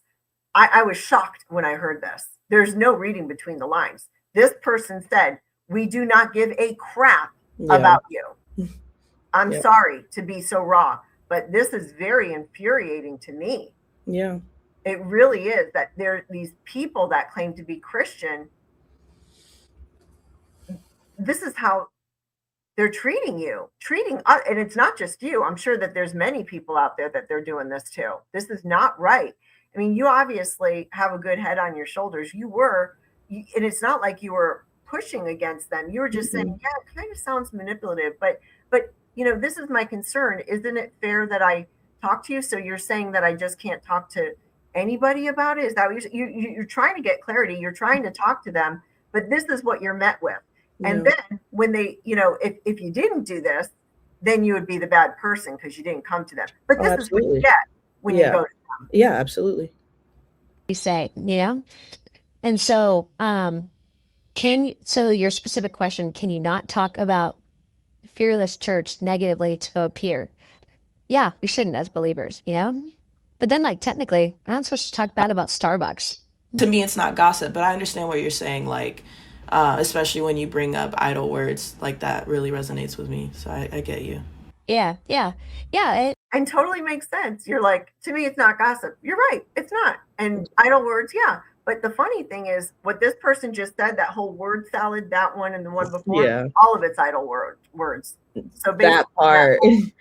That person is just speaking against him or herself. That's all the person is doing. Just absolutely. And you can hear me, like I said, there's that switch, because anytime they use the Bible, because obviously for me, like the Bible is everything. If you're saying, hey, this is what the Bible says, and I trust you as a leader, I'm gonna believe you. And I'm like, I was always willing to take correction. And so anytime someone's like, hey, you need to fix this about you, I'm like, okay, yes, I got it, and I'll go work on it. And so in this situation, when you're like, hey, this is what the Bible says, and you're doing that thing that it says not to do, I'm like, oh my God, I get you. Like, you're right. Let me change that. And you hear that in this, even though they're using it out of context. And that's the scary part, because you get all these willing people. That's what happens at Fearless. Like, there's a lot of people that come who love God and want to do everything they can to serve him. And then they of course they love God, and they know, like, having wise counsel and leadership is important. But unfortunately, that wise counsel and leadership there is not great. And so we just end up submitting to not great people. And, this is the result. You're expecting that you're submitting to people that are biblically sound and obey God and love God and fear him. But unfortunately, that's not what's going on. Exactly. Thanks for that. That's a little flip right there. Like, that's a win in this conversation, is like having a good understanding of that. So that's the win. He even called out the flip. He said, that's a little flip right there. That's what I call a win in this conversation. Guys, I'm like, manipulation. I'm like, because I know people from Fearless are going to watch this, and that really terrified me. But like, I have to say, like, if you're at Fearless, and especially the people, like, I've been seeing people comment on Andrew's, on the video you did with Andrew. I won't say their names, but there are two men that have commented on there, and I knew them both. They are now both blocked. But what? I'm sorry? They're both blocked now. I knew both of them, the people that commented, but they're very like, it's very like, oh, well, everything this person is saying is just, they're just offended. This happened 10 years ago. All these things, just like saying it's crazy that this person is trying to break down a church, all this stuff. Okay, so what excuse do you have for me? Because one, you knew me, you knew my walk, we were friends, you saw me. Like, you have to know that I'm not coming from a place being like, yeah, let's take down Fearless or whatever. Like, who cares? Like, they can continue with their absolutely what they want to do. People have free will. No, absolutely. But it just bugs me that, like, you can spend 5 years with someone and they come out and say, hey, this happened to me, and they're just like, no, we got to protect the pastors. And it's like, guys, you know me. And so I just know they're going to watch this, but I'm like, guys, listen to that. Like, that literally, like, hey, this is a flip here. That's what a win looks like. That is manipulation, and you have to understand that. And I would encourage you to really look around while you're there and listen for these things while you're there. That's my little soap opera. Because, like, I'm like, I just want people to, I really want them out of there. because Yeah.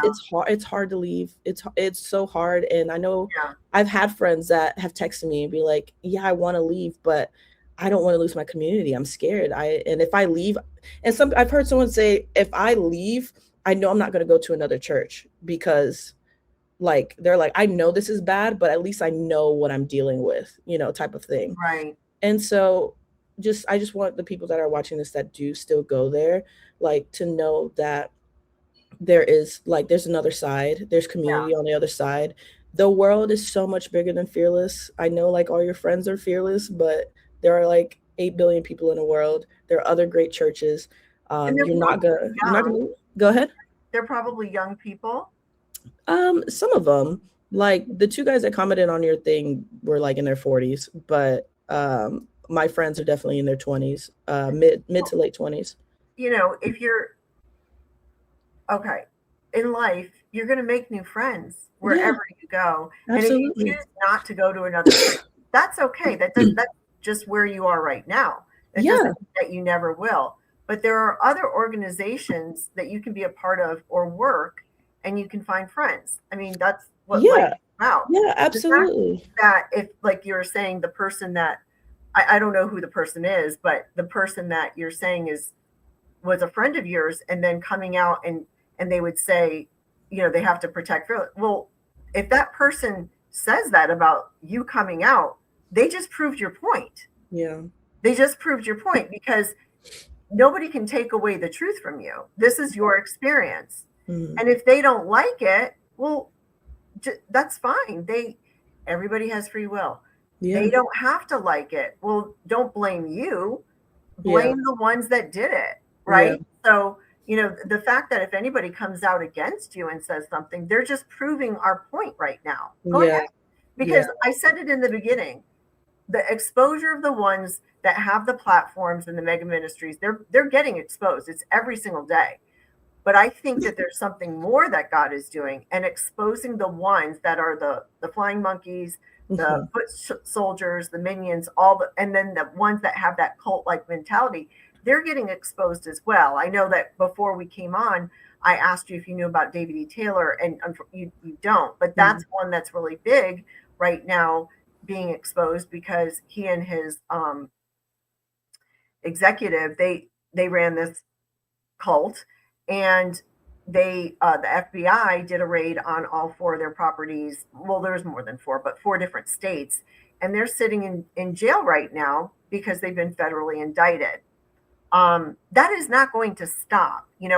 I'm also following other cases where there's civil cases, and there's some criminal, and then there's one that just a case came out of, I can't remember which state, but extremely well for people, for freedom of speech and talking about what they're going through. I mean, this is going to continue. Yeah. So anybody, this is your experience. You have every right to share it. And somebody that doesn't like it, that's on them. They can go ahead and drink that poison.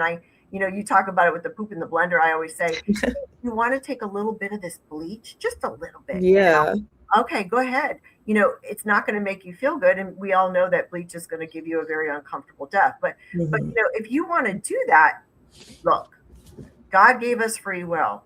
You are free to go to hell too. I know people get upset when but God talks about that. You are free. He gave us that because he wants us to freely love him and choose him. And it's the same concept. You're free to believe who you want to believe, and you're free to choose as you want to choose. Choose wisely, And if you don't want to, you have the right to hand over your right to critically think and to use sound judgment and common sense. You can go ahead and give that on over to your master, right? You can go ahead and do that. But there are people that are not going to do that, and we are not going to be told what to do when we live in a free society. And that's our right. And they seem to have a problem with that. You can go ahead and live that way if you want, but we're not going to. Yeah. It's simple as that. Yep. That's huge.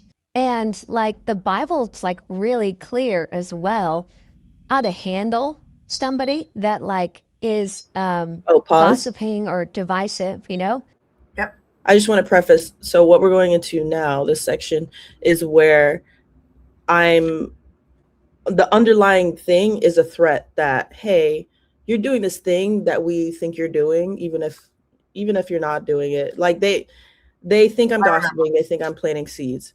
So he's now going to misquote scripture and tell me that, hey, if you keep doing this, we're gonna have to kick you out. And Yes, you the can, and threat. you can hear him with his word salad and all that he said, or There's a they. threat.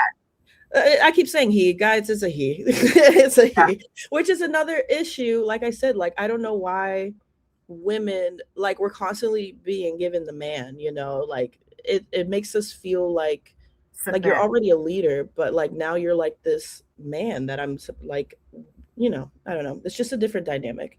For sure, it is. Yeah, Yeah. I would have much rather had like maybe a man and a woman in it. And like I know it's like 2-on-1 type of thing, but like maybe if they had a man and a woman and then I had a second person with me. But that would have been called gossip, so we can't do that. But yes. Right. It's always on their terms, right? Yeah. It's always on their terms. And I mean, I can go into so much, but let's go ahead and keep going. And like, so the Bible in Titus, it says to warn them once, and then if it happens again, warn them twice. And then after that, have nothing to do with them. Yeah, and then like another one in Matthew, it talks about it's like 15 or 18. It talks about the process in dealing with sin in the church. It's actually Jesus saying it. It's like written red. And it says like to talk to them once, and if they don't listen, bring in somebody else. So like a conversation with like 2 or 3 people, And then after that, if that still doesn't work, bring it up to the whole church. It's really intense, like what the word says. That's like what the Bible says, And so you're in that category, right? In this moment. But it seems like you have like a really receptive heart, and like a soft heart. Manipulation. That's where you are. But you seem like you have. Hey, that's you, but you seem I'm to gonna help be you out. receptive to my manipulation, so maybe we're on the right path here. That's a win in this conversation. I also want to go ahead and read out Titus 3:10-11, which says, warn a divisive person once, and then warn them a second time. After that, have nothing to do with them. You may be sure that such people are warped and sinful. They are self-condemned. That's the full scripture. So apparently I'm warped and sinful. And it's crazy because what Titus 3 is actually talking about, like a few verses earlier, it says, but avoid foolish controversies and genealogies and arguments and quarrels about the law, because these are unprofitable and useless.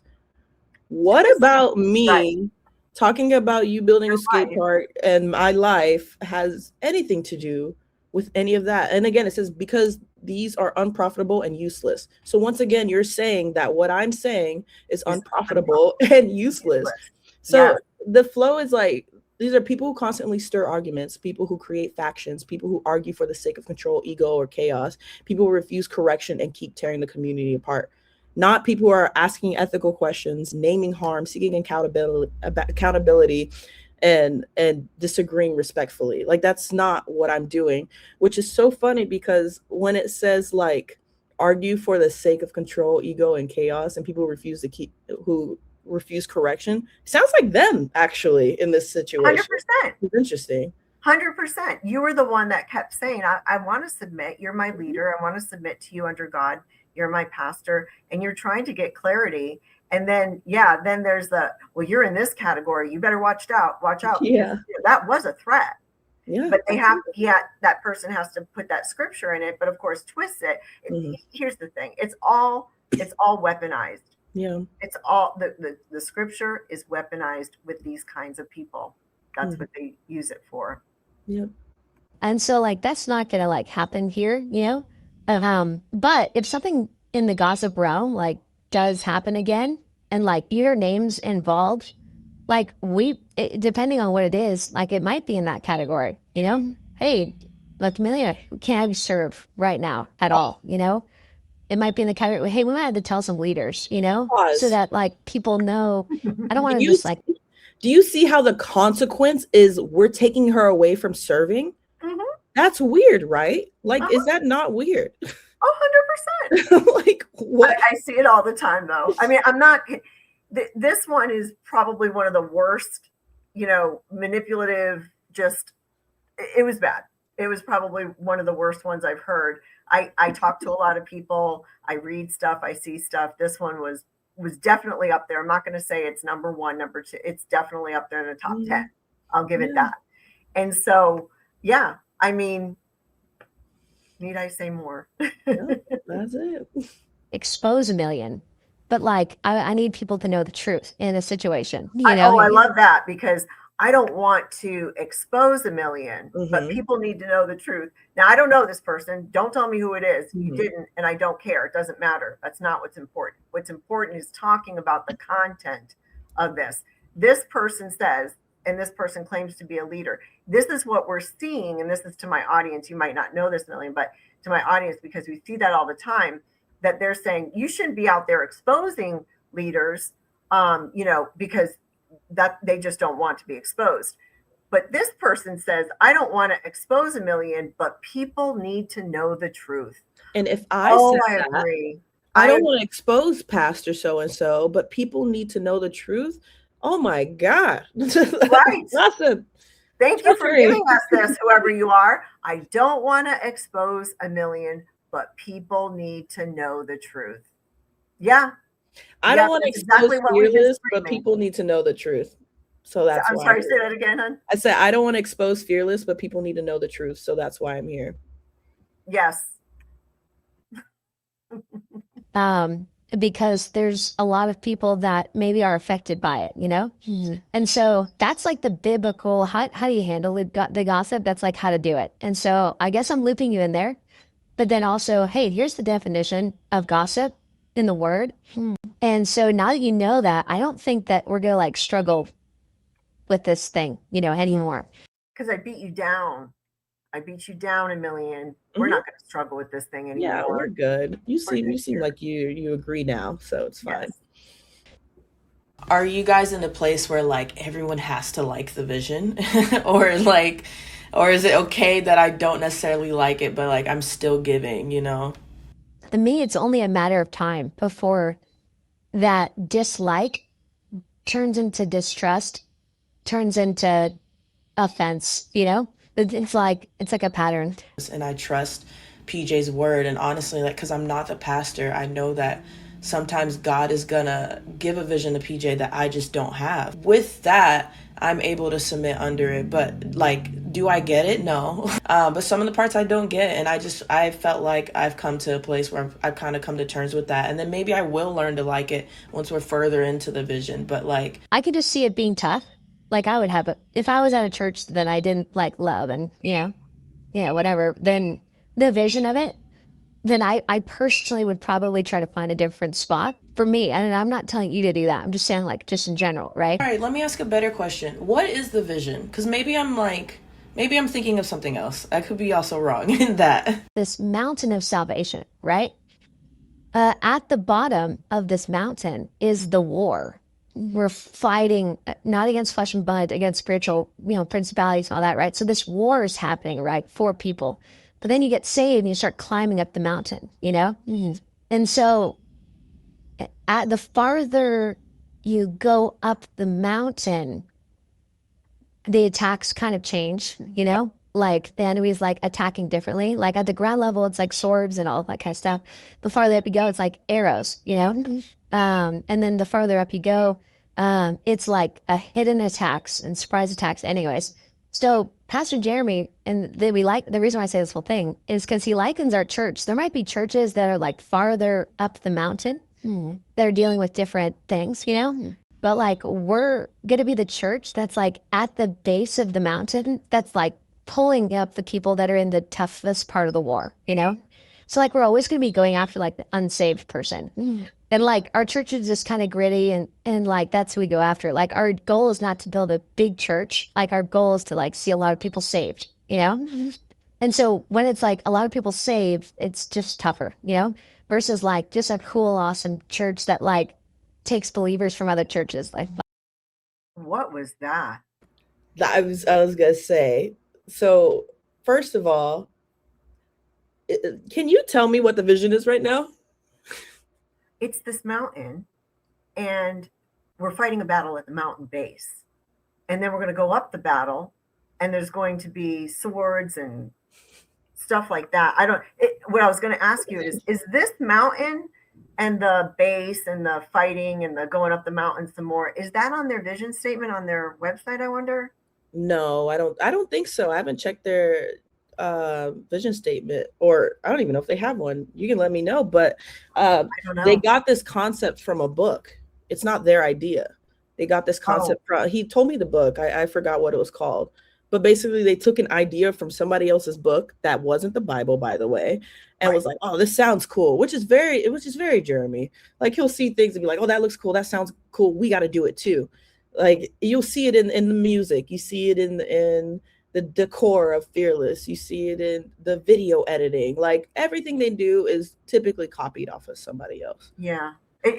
Unfortunately, it's in a lot of the churches or organizations that call themselves churches and ministries. It is there. They just really want to cater to the world. And I think that a part of it is that they are of the world. Mhm. So this is what they're interested in. You see videos where they've got all kinds of things that you would never know it was the church. Mhm. But this statement where it says it's just tougher versus a cool, awesome church that that takes people from other churches, that steals people from other churches. What is that? Weird. So why is that our mentality, that if you go to another church, they're stealing you from the previous church? I didn't know you owned me. It goes right back to the slavery thing. It goes right back to it. It's weird. Right. It's that slavery concept. Hey, if you don't want to have that over you, don't talk like that. But I think it's inherent. It's just in their hearts. Yeah. Like, that's not really their goal. And so we're always going to go after the lost coin, the lost sheep, and the lost son. That's like our vision, right? This was weird to me too. The lost coin, the lost tell me about it. Oh, I can't hear you anymore. Sorry. They've talked about it a lot, and so I'm curious what your thoughts are on it. I've never heard of that. I've never heard of anybody saying that is their goal, that they're going after the lost coin. Of course, the lost sheep and the lost son you do, but that was weird that was the first thing. It was the lost coin, the lost sheep, and the lost son. The way this person did it, it was in that order first. Yeah. Then they changed the order. I think it's just weird. I mean, by itself, it's strange, but we have so much more to know that there's so many problems with this whole thing. But, all right, we're going to finish it up because I know you want to get to your conclusions and what you thought after reflecting on all this. Oh yeah, no, you're good. Okay, it's almost done, right? Yeah. And so with that heart, we kind of approach vision. And it's like, how can I attract the lost sheep, the lost coin, and the lost son? And so with LA specifically, when it comes to the vision, we're trying to expand so that we can have more chairs in the auditorium, so that we can host more people, so that more people can get saved. That's right, and connect that. The skate park up on the roof, the hope is that that skate park can attract a younger crowd, high schoolers, middle schoolers, elementary students, for a place that they can skate, but then we can like hand them Jesus. Yeah. And in addition to that, like a basketball court up there, like we've already seen cool stuff with the basketball court, but basketball court up on the roof that you can see from the freeway. Like, we want it to be eye-catching so that it catches the eye of the unbeliever, not necessarily the believer. So like, the skate park isn't to say we had a skate park. The skate park is for the 13-year-old that maybe gets high at the skate park in Santa Monica, that could receive Jesus at the skate park that's on top of the Fearless building, And so, literally everything with the vision is like to be able to do that. And in regards to church members that are struggling with their finances, and then you go, like, why are we raising money for this when like we could be doing this, you know? And some churches have like that exact thing, and they call it I think they call it a benevolence fund. Yeah, I got one from another church recently. Oh, okay. Yeah, and so some churches. I'm sorry, you had to go to another church to get help because your church won't give you help. I went to another church, and I it was just email. And twice, I think 2 or 3 times, this church I've never been to, never even heard of, someone sent it to me. It was like, hey, they have a benevolence fund. And I said, hey, like, so there's a form you fill out. You just say what you're struggling with, how much your rent is, and that's literally it. And then they send you a check, and they're like, they text or email you. They're like, hey, we just want to make sure it got there, whatever. And they're so kind that even my roommate has used them. Like, there's no limit in like, well, you already did it once, you know. And you'll hear moving Like forward a true church. Huh? Like a true church? Yeah, like a real church, like actually bearing one another's burdens. Yeah. And you'll hear this person say, we don't even know how to go forward in doing something like that. And I'm like, did you try? Because did you think, oh, hey, give me the email of that church you got it from, and let's learn how they did it. That way we can implement that too. There was no effort to actually try. It was just like, oh, that's too hard. No. There's no interest. Yeah, no exactly. interest whatsoever. Churches do that. Our church, that's not something that we do. Yeah. And like for people that are like really wanting churches that are like that, like there's a lot of great ones that they can go to. I don't know that I wouldn't say that's something that we would never do, you know? But it's just something that we don't have. Yeah. And so like one of the things that Pastor Jeremy was talking to about was like, hey, why don't you like come up with like what that could look like, you know? And like how to do it. Because my struggles with it are like, how do you decide who gets what? And how do you decide who gets it when? And then like, what are the parameters that you have to put in place to make sure that nobody misuses it? Like, for example, say it's a team of like 15 people, and then like, it's like a husband and wife is a couple, right? And then they have a nephew that needs funds, right? Like, what are the things that need to be in place to like make sure that there's like nothing weird, going on? Does this person exist in reality with like business decisions, or it's either, okay, I'm gonna have to say they're that dumb they don't know that you can actually create something. I highly doubt it's that, but I'm just using that as an example. Or just giving you lip service and this word salad and waste of time. That's what it sounds like. It's like. remarkable. Absolutely remarkable. Not only that, I'm going to go back a little bit. You know, he said, we're not trying to build a big church. We're just trying to expand and add more chairs so more people can be saved. And also we want a skate park and a basketball court that you can see from the freeway. You've seen all the cool stuff. Believer. Not for the believers, but for the non-believers.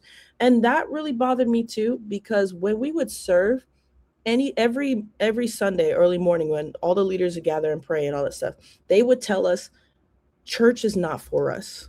Sundays are not for us. We are there to serve for new believers and new people to come in.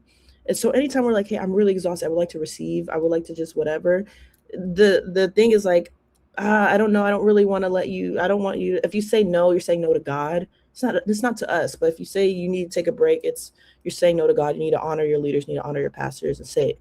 And they say, Savior, like I think PJ said on the sermon, he was like, everyone's like, protect your no.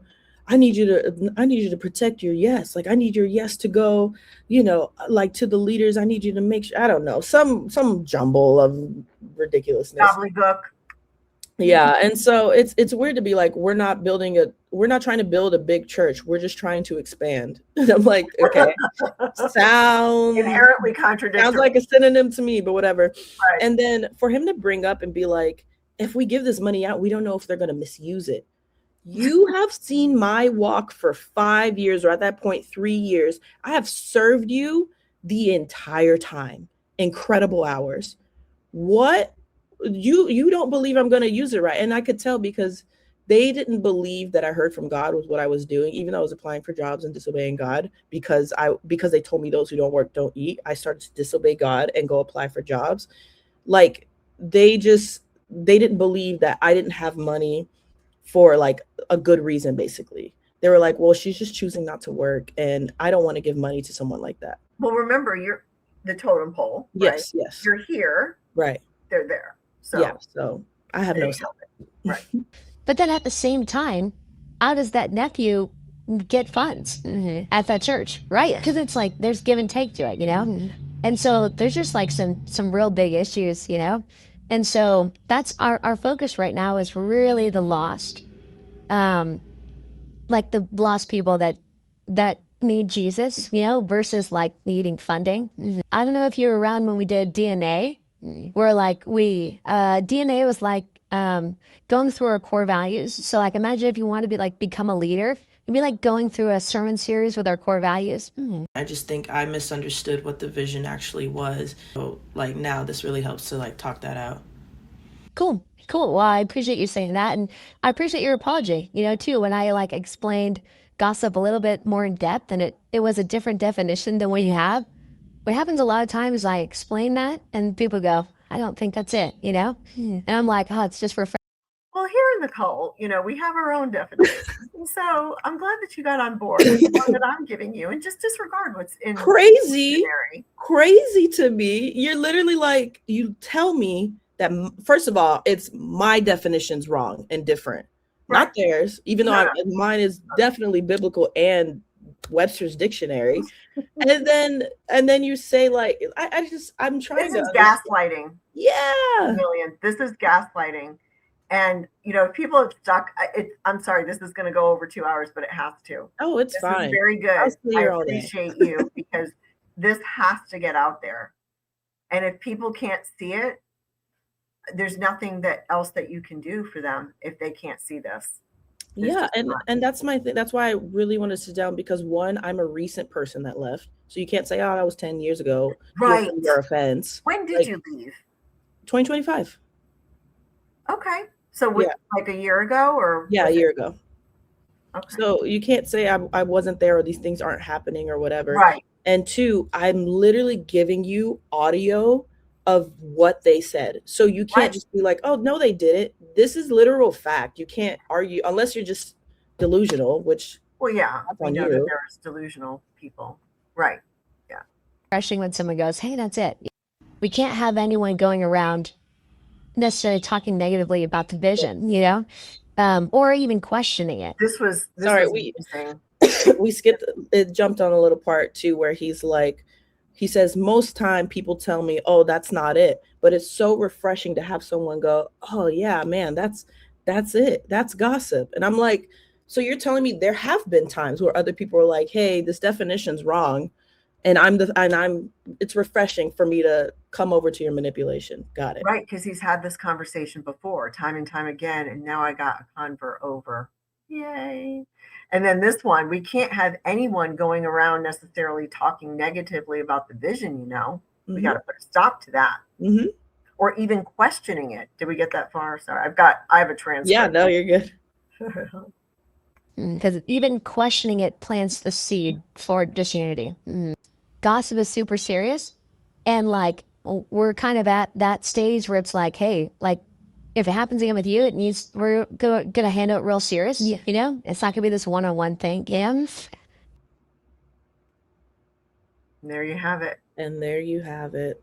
Even questioning it plants the seed for disunity. So gossip is super serious, and you can't talk negatively about the vision, let alone the church, about the vision. Mm-hmm. Amazing. What are your thoughts? Like I said before, it's a little, when I was editing this together and like, you know, putting the AI voice and everything, I had to listen to it a lot and hearing it over and over. I'm just like, man, like at first I'm like laughing because I'm like, oh my God, this is like kind of ridiculous. But then I'm a little scared because I'm like I told you, I can hear the change and the progression of my mind in the meeting. And of course I left the meet and he said, thank you for that apology. I didn't say sorry, but he took that as the apology. Right.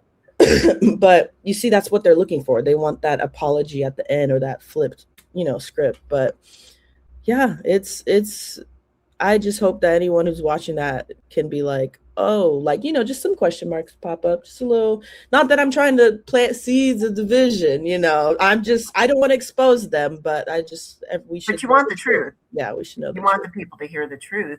And that's it. I mean, you didn't take stuff out of that and just, that's the whole context. Yeah. And of the audio. I did want to go over, like I said, some things, like a little outline, Sure. that, and now that, whoever's watching this has seen this whole progression, they can be like, oh, that's what that was. Yeah. And so like what makes a cult, but we'll say, I guess, high control religious environment. I don't know.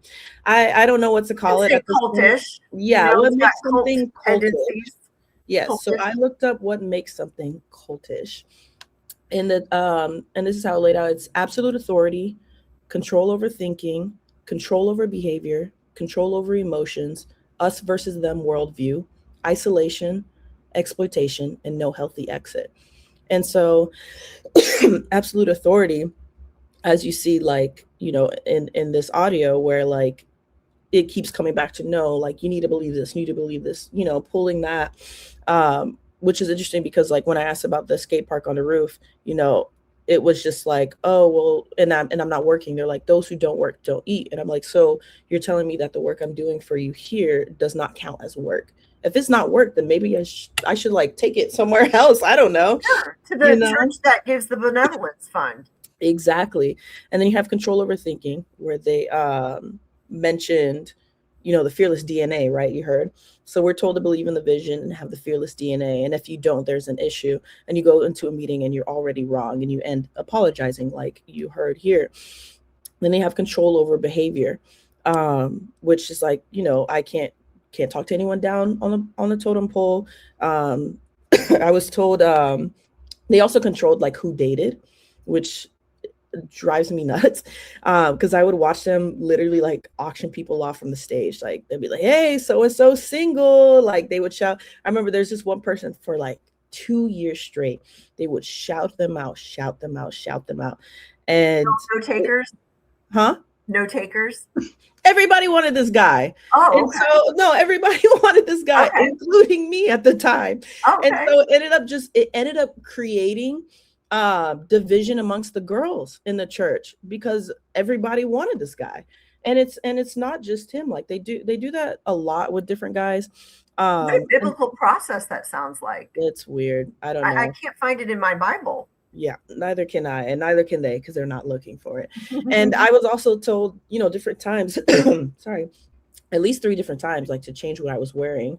But it's because I was on stage, on worship. And so if I was wearing something that they didn't like or felt like was maybe too feminine, too whatever, which I am not a girl that dresses. I'm not a girl that dresses crazy. Like the most crazy thing is maybe a crop top. And so I, when I first joined, I was like, okay, obviously no crop tops, but there are just different things where they're like paying attention to my body and being like, I don't wear that. Don't wear those pants. Don't wear, having to change. And so, again, control. They do that with guys. You can, but they didn't. And then you have control over emotions. And so, they call it fearless, but it's like, I told my friend, and I was like, more like fear more, because I was terrified to leave. And then once I left, and even, and I could get on this interview, a lot of fear there. But if you ask to take a break from serving, you're told you need to honor the leaders and save your yes for them. And if you don't, they remove you, and you end up losing your community. And they tell other people not to talk to you because, you need a rest, or you need to heal, or whatever. And then you have the us versus them worldview, where, the group is specifically enlightened or special, where outsiders are ignorant, evil, or lost, or dangerous. Criticism is dismissed as persecution or offense, as they would like to say. And if you just look at, what Pastor Jeremy said about the recent San Diego pastors that left, and this is a quote from Pastor Jeremy's video, which you can find on the Fearless Survivors Instagram. He says, so what happened is these pastors first asked for a break. They were told no.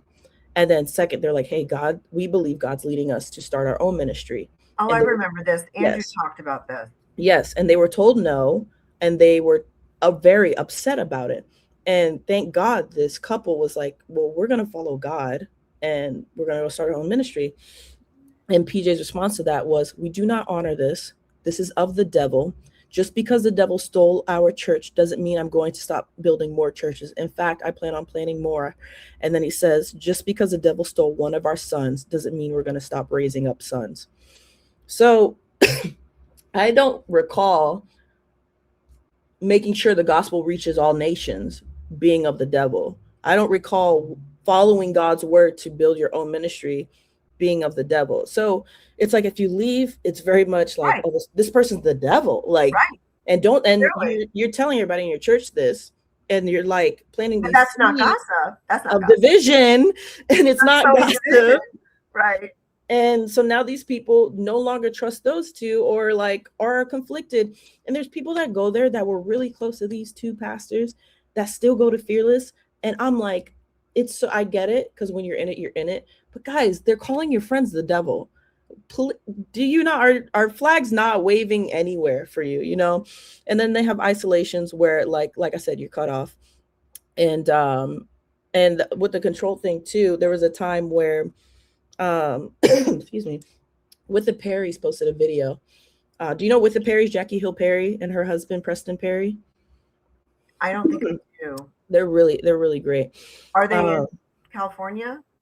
No, they're not. I can't remember where they're at. Okay. But they posted a video essentially stating Jesus would never sit in the VIP section of a church. That's true. And so, which is true. So we reposted this, and Fearless has a reserve section. And the reserve section is specifically for staff or people who are influencers or have a lot of money or just have like a lot of influence and can progress the church in any way. They'll like have them, any famous person, they'll have them come sit up front, right? And like I told you, twice conference, they told me I had to move because somebody more important had to be there.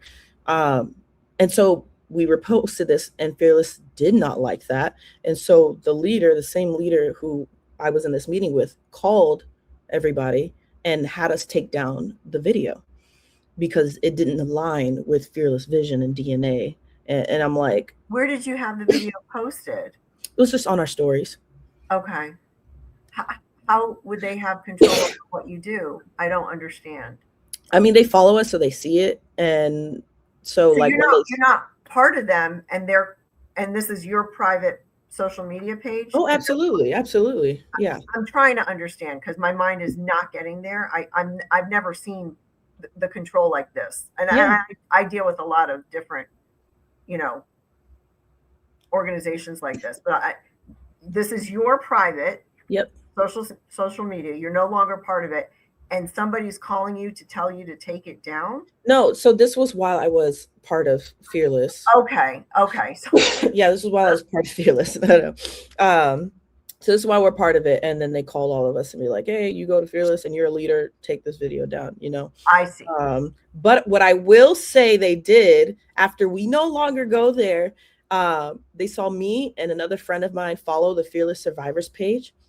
One leader reached out to me. It was like, hey, saw your stories, like just checking in. I was like, no, you're not. And then the same leader that I just had this meeting with called my friend like 3 times, like kept calling them.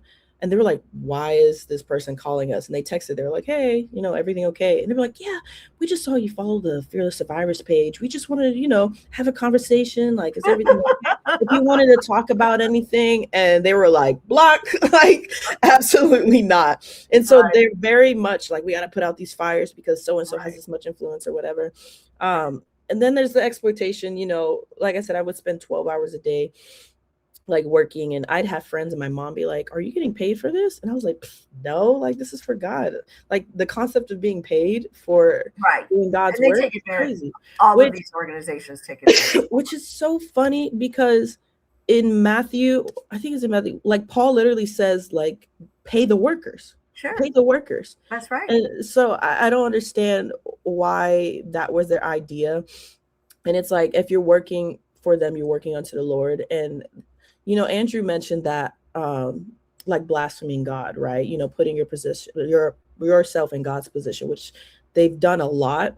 And when I heard him say that, I was like, oh my, I like felt this like fear, like of God for them. Because I was like, no Yes. one deserves to go to hell.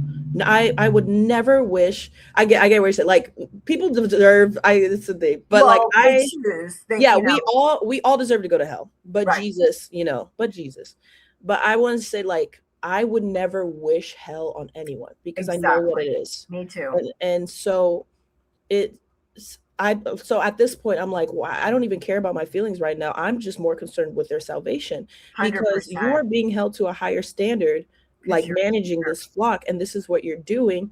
I'm scared for you. And I pray for them like myself because I'm like, God, like I don't like them, but like please like help them repent, help them, change from this view because I don't want that ending for them. And again, like you said, like everyone has a choice. It's not up to me to force them to do anything. But yeah, that's really my fear for them. But it's funny, you never see Pastor Chrismy or Jeremy like serving. That because they're telling you all to serve. Make sure that you're serving everybody. You better have a yes, and it's not about you to receive. So where's the example? Did they set it? And they were out there on the streets in the middle of the night doing the work and all the stuff. Yeah, I didn't get it. And it was funny to me because like on Sundays, one of my friends, he's such a hard worker to a fault. But he was like their assistant. And so for the green room, Pastor Chrissy had to have a charcuterie board. She had to have water. She had to have all these things. Like every morning would run to the grocery store, grabbing all these things, go to the green room and like set it up nice and pretty for her if she was preaching. Like I said, they had the Tesla, they had the house. There were times where furniture got donated to the church for people in need. They took the best furniture out of that and took it for their house. And they didn't even take it. They had the interns, the fearless interns, who, oh my God, internship, you had to pay for it, first of all, which is weird because internships are supposed to pay you. And so they would get people who serve like, hey, come pay for this internship. It's great for you if you want to be a leader. They called me so many times. I didn't have a job. I was like, I can't afford. It was like thousands of dollars. I was like, I can't afford this. And she's like, well, we can make a payment plan. We can make it work. Like, don't you have a credit card? That. And they're like, this is the last day to sign up. I'm like, I cannot make that financial decision. Good for you. And so they would have these interns do everything. They're mopping the floor. They're cleaning the toilets. They're, I think you saw like they do bulldogs, all these workout punishments. And then one of their chores was to help Pastor Jeremy and Christy move into their new home. So they're getting moving trucks and getting all their stuff into a new house. And it just, I'm like, what is, I'm like, so they got you to pay them for you to be a slave to them. Right. That's weird. Right. Like, that's so weird. And if you said no in internships, like it was huge, like worse than any other position if you said no.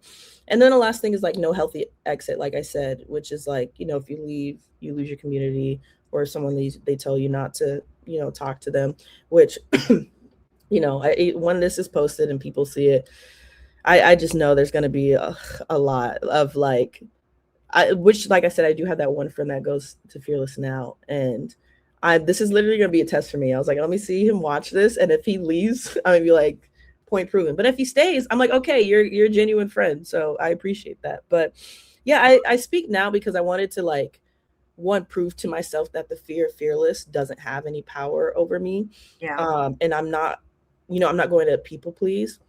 And I'm trying to prove like, hey, this is not gossip. This is my experience. Yeah. And they no longer have an excuse of, like I said, oh, that was 10 years ago. I'm like, nope, this happened just now. And some of us are definitely still healing.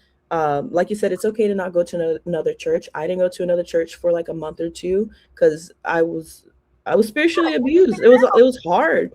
And then I would go to churches and I wouldn't connect. And I'm happy to say I'm finally at a church now that I really appreciate. Hillsong LA, shout out. But they're, and they even had their own things in the past. They do. But that doesn't mean that particular one does. Yeah, well, not just that, they repented of it and got rid of those leaders and Okay. changed. So, because Okay. I went to Hillsong back in 2017, and then I'm going to Hillsong now, and the difference is crazy. So I love that this is a church that took accountability and didn't just dismiss people and got rid of the staff or the pastor that was doing these things. And so I hope Fearless does that. I And don't know maybe if they that's a will. good example of other churches that I didn't know that that's where you went, and I didn't know Yeah, that that was the case. But thank you, God, that there is an example of one that actually took accountability and made absolutely. changes. So that means that, yeah, it can be done. Yeah, it can be done. Like, I don't think it's fair to write off a church all the time, like if there's a willing heart and there's change and you can see it, absolutely deserve forgiveness and a second chance. And yeah, I've been there since June of last year, and I've had to take my baby steps. I'd miss Sundays. I'm just now starting to serve because it took a while to like heal from everything I just went through. Yeah. Like, I didn't trust leaders. They got me to a point where I didn't know if I was hearing from God. And so, like, I At got to, Fearless. At mhm, Fearless. Okay. yeah. So, because it was the leaders, like, if I said something that was different from them that I believe God was telling me, and they were like, nope, that's not true, over and over again, I got to a point where I didn't think I was hearing from God, and I like had horrible suicidal thoughts. Like, Oh it my got God. to a point where I like was planning it, which I've never done before. And I thank God I have like an amazing therapist. I also got like on medication that I needed, and I have a best friend that used to go to Fearless, and she gets me, and we talk it out. And I think having, like I said, having that person to talk to, whether they're below you or on the totem pole like a peer, it saved me. It saved me from not doing something permanent. And so, yeah, I that's why I want to bring it up and just like have people know, like, if you're going through this in any church, like, you're not crazy.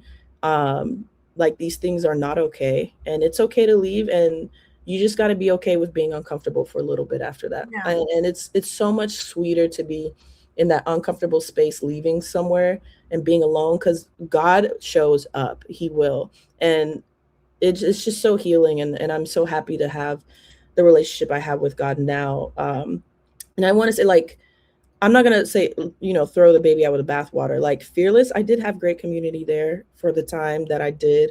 I experienced a lot. I learned a lot. There were some awesome people. That this was the first time I ever had community. First time I've ever served in a church. It was very like much a foundational experience for me. So there were some good moments. Unfortunately, the bad is just so bad.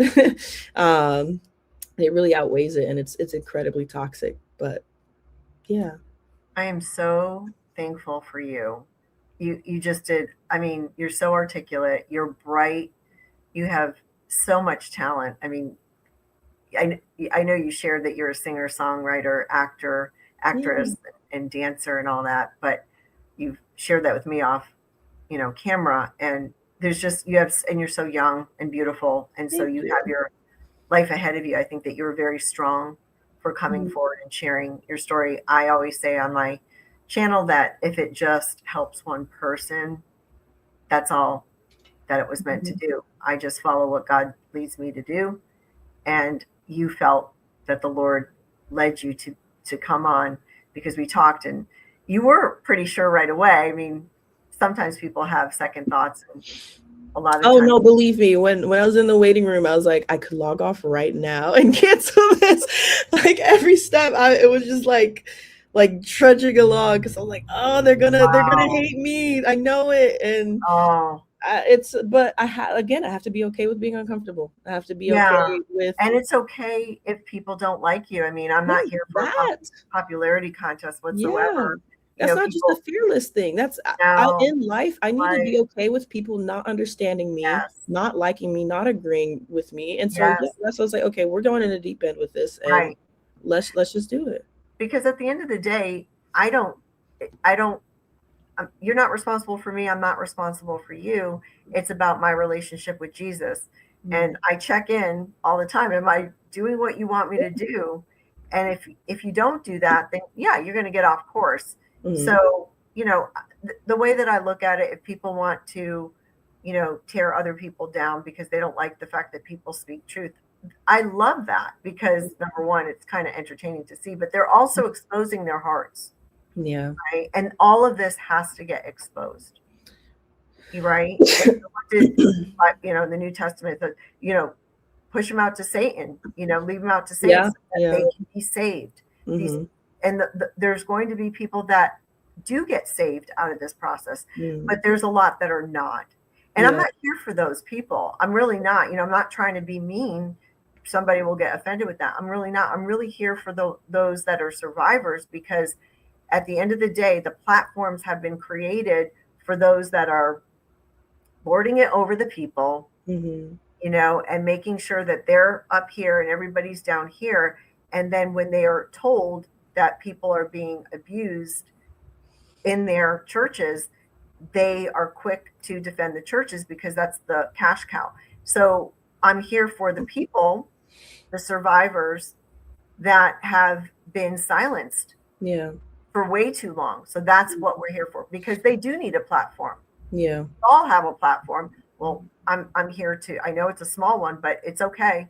It's a platform. No, it matters. Like you said, like even if it helps one person, because this is something I've been struggling with since I left for the past year. And seeing, we wouldn't even like posts. Like us following Fearless Survivors, we're like, ooh, and then we got calls and messages, and so that's why we're scared to like it.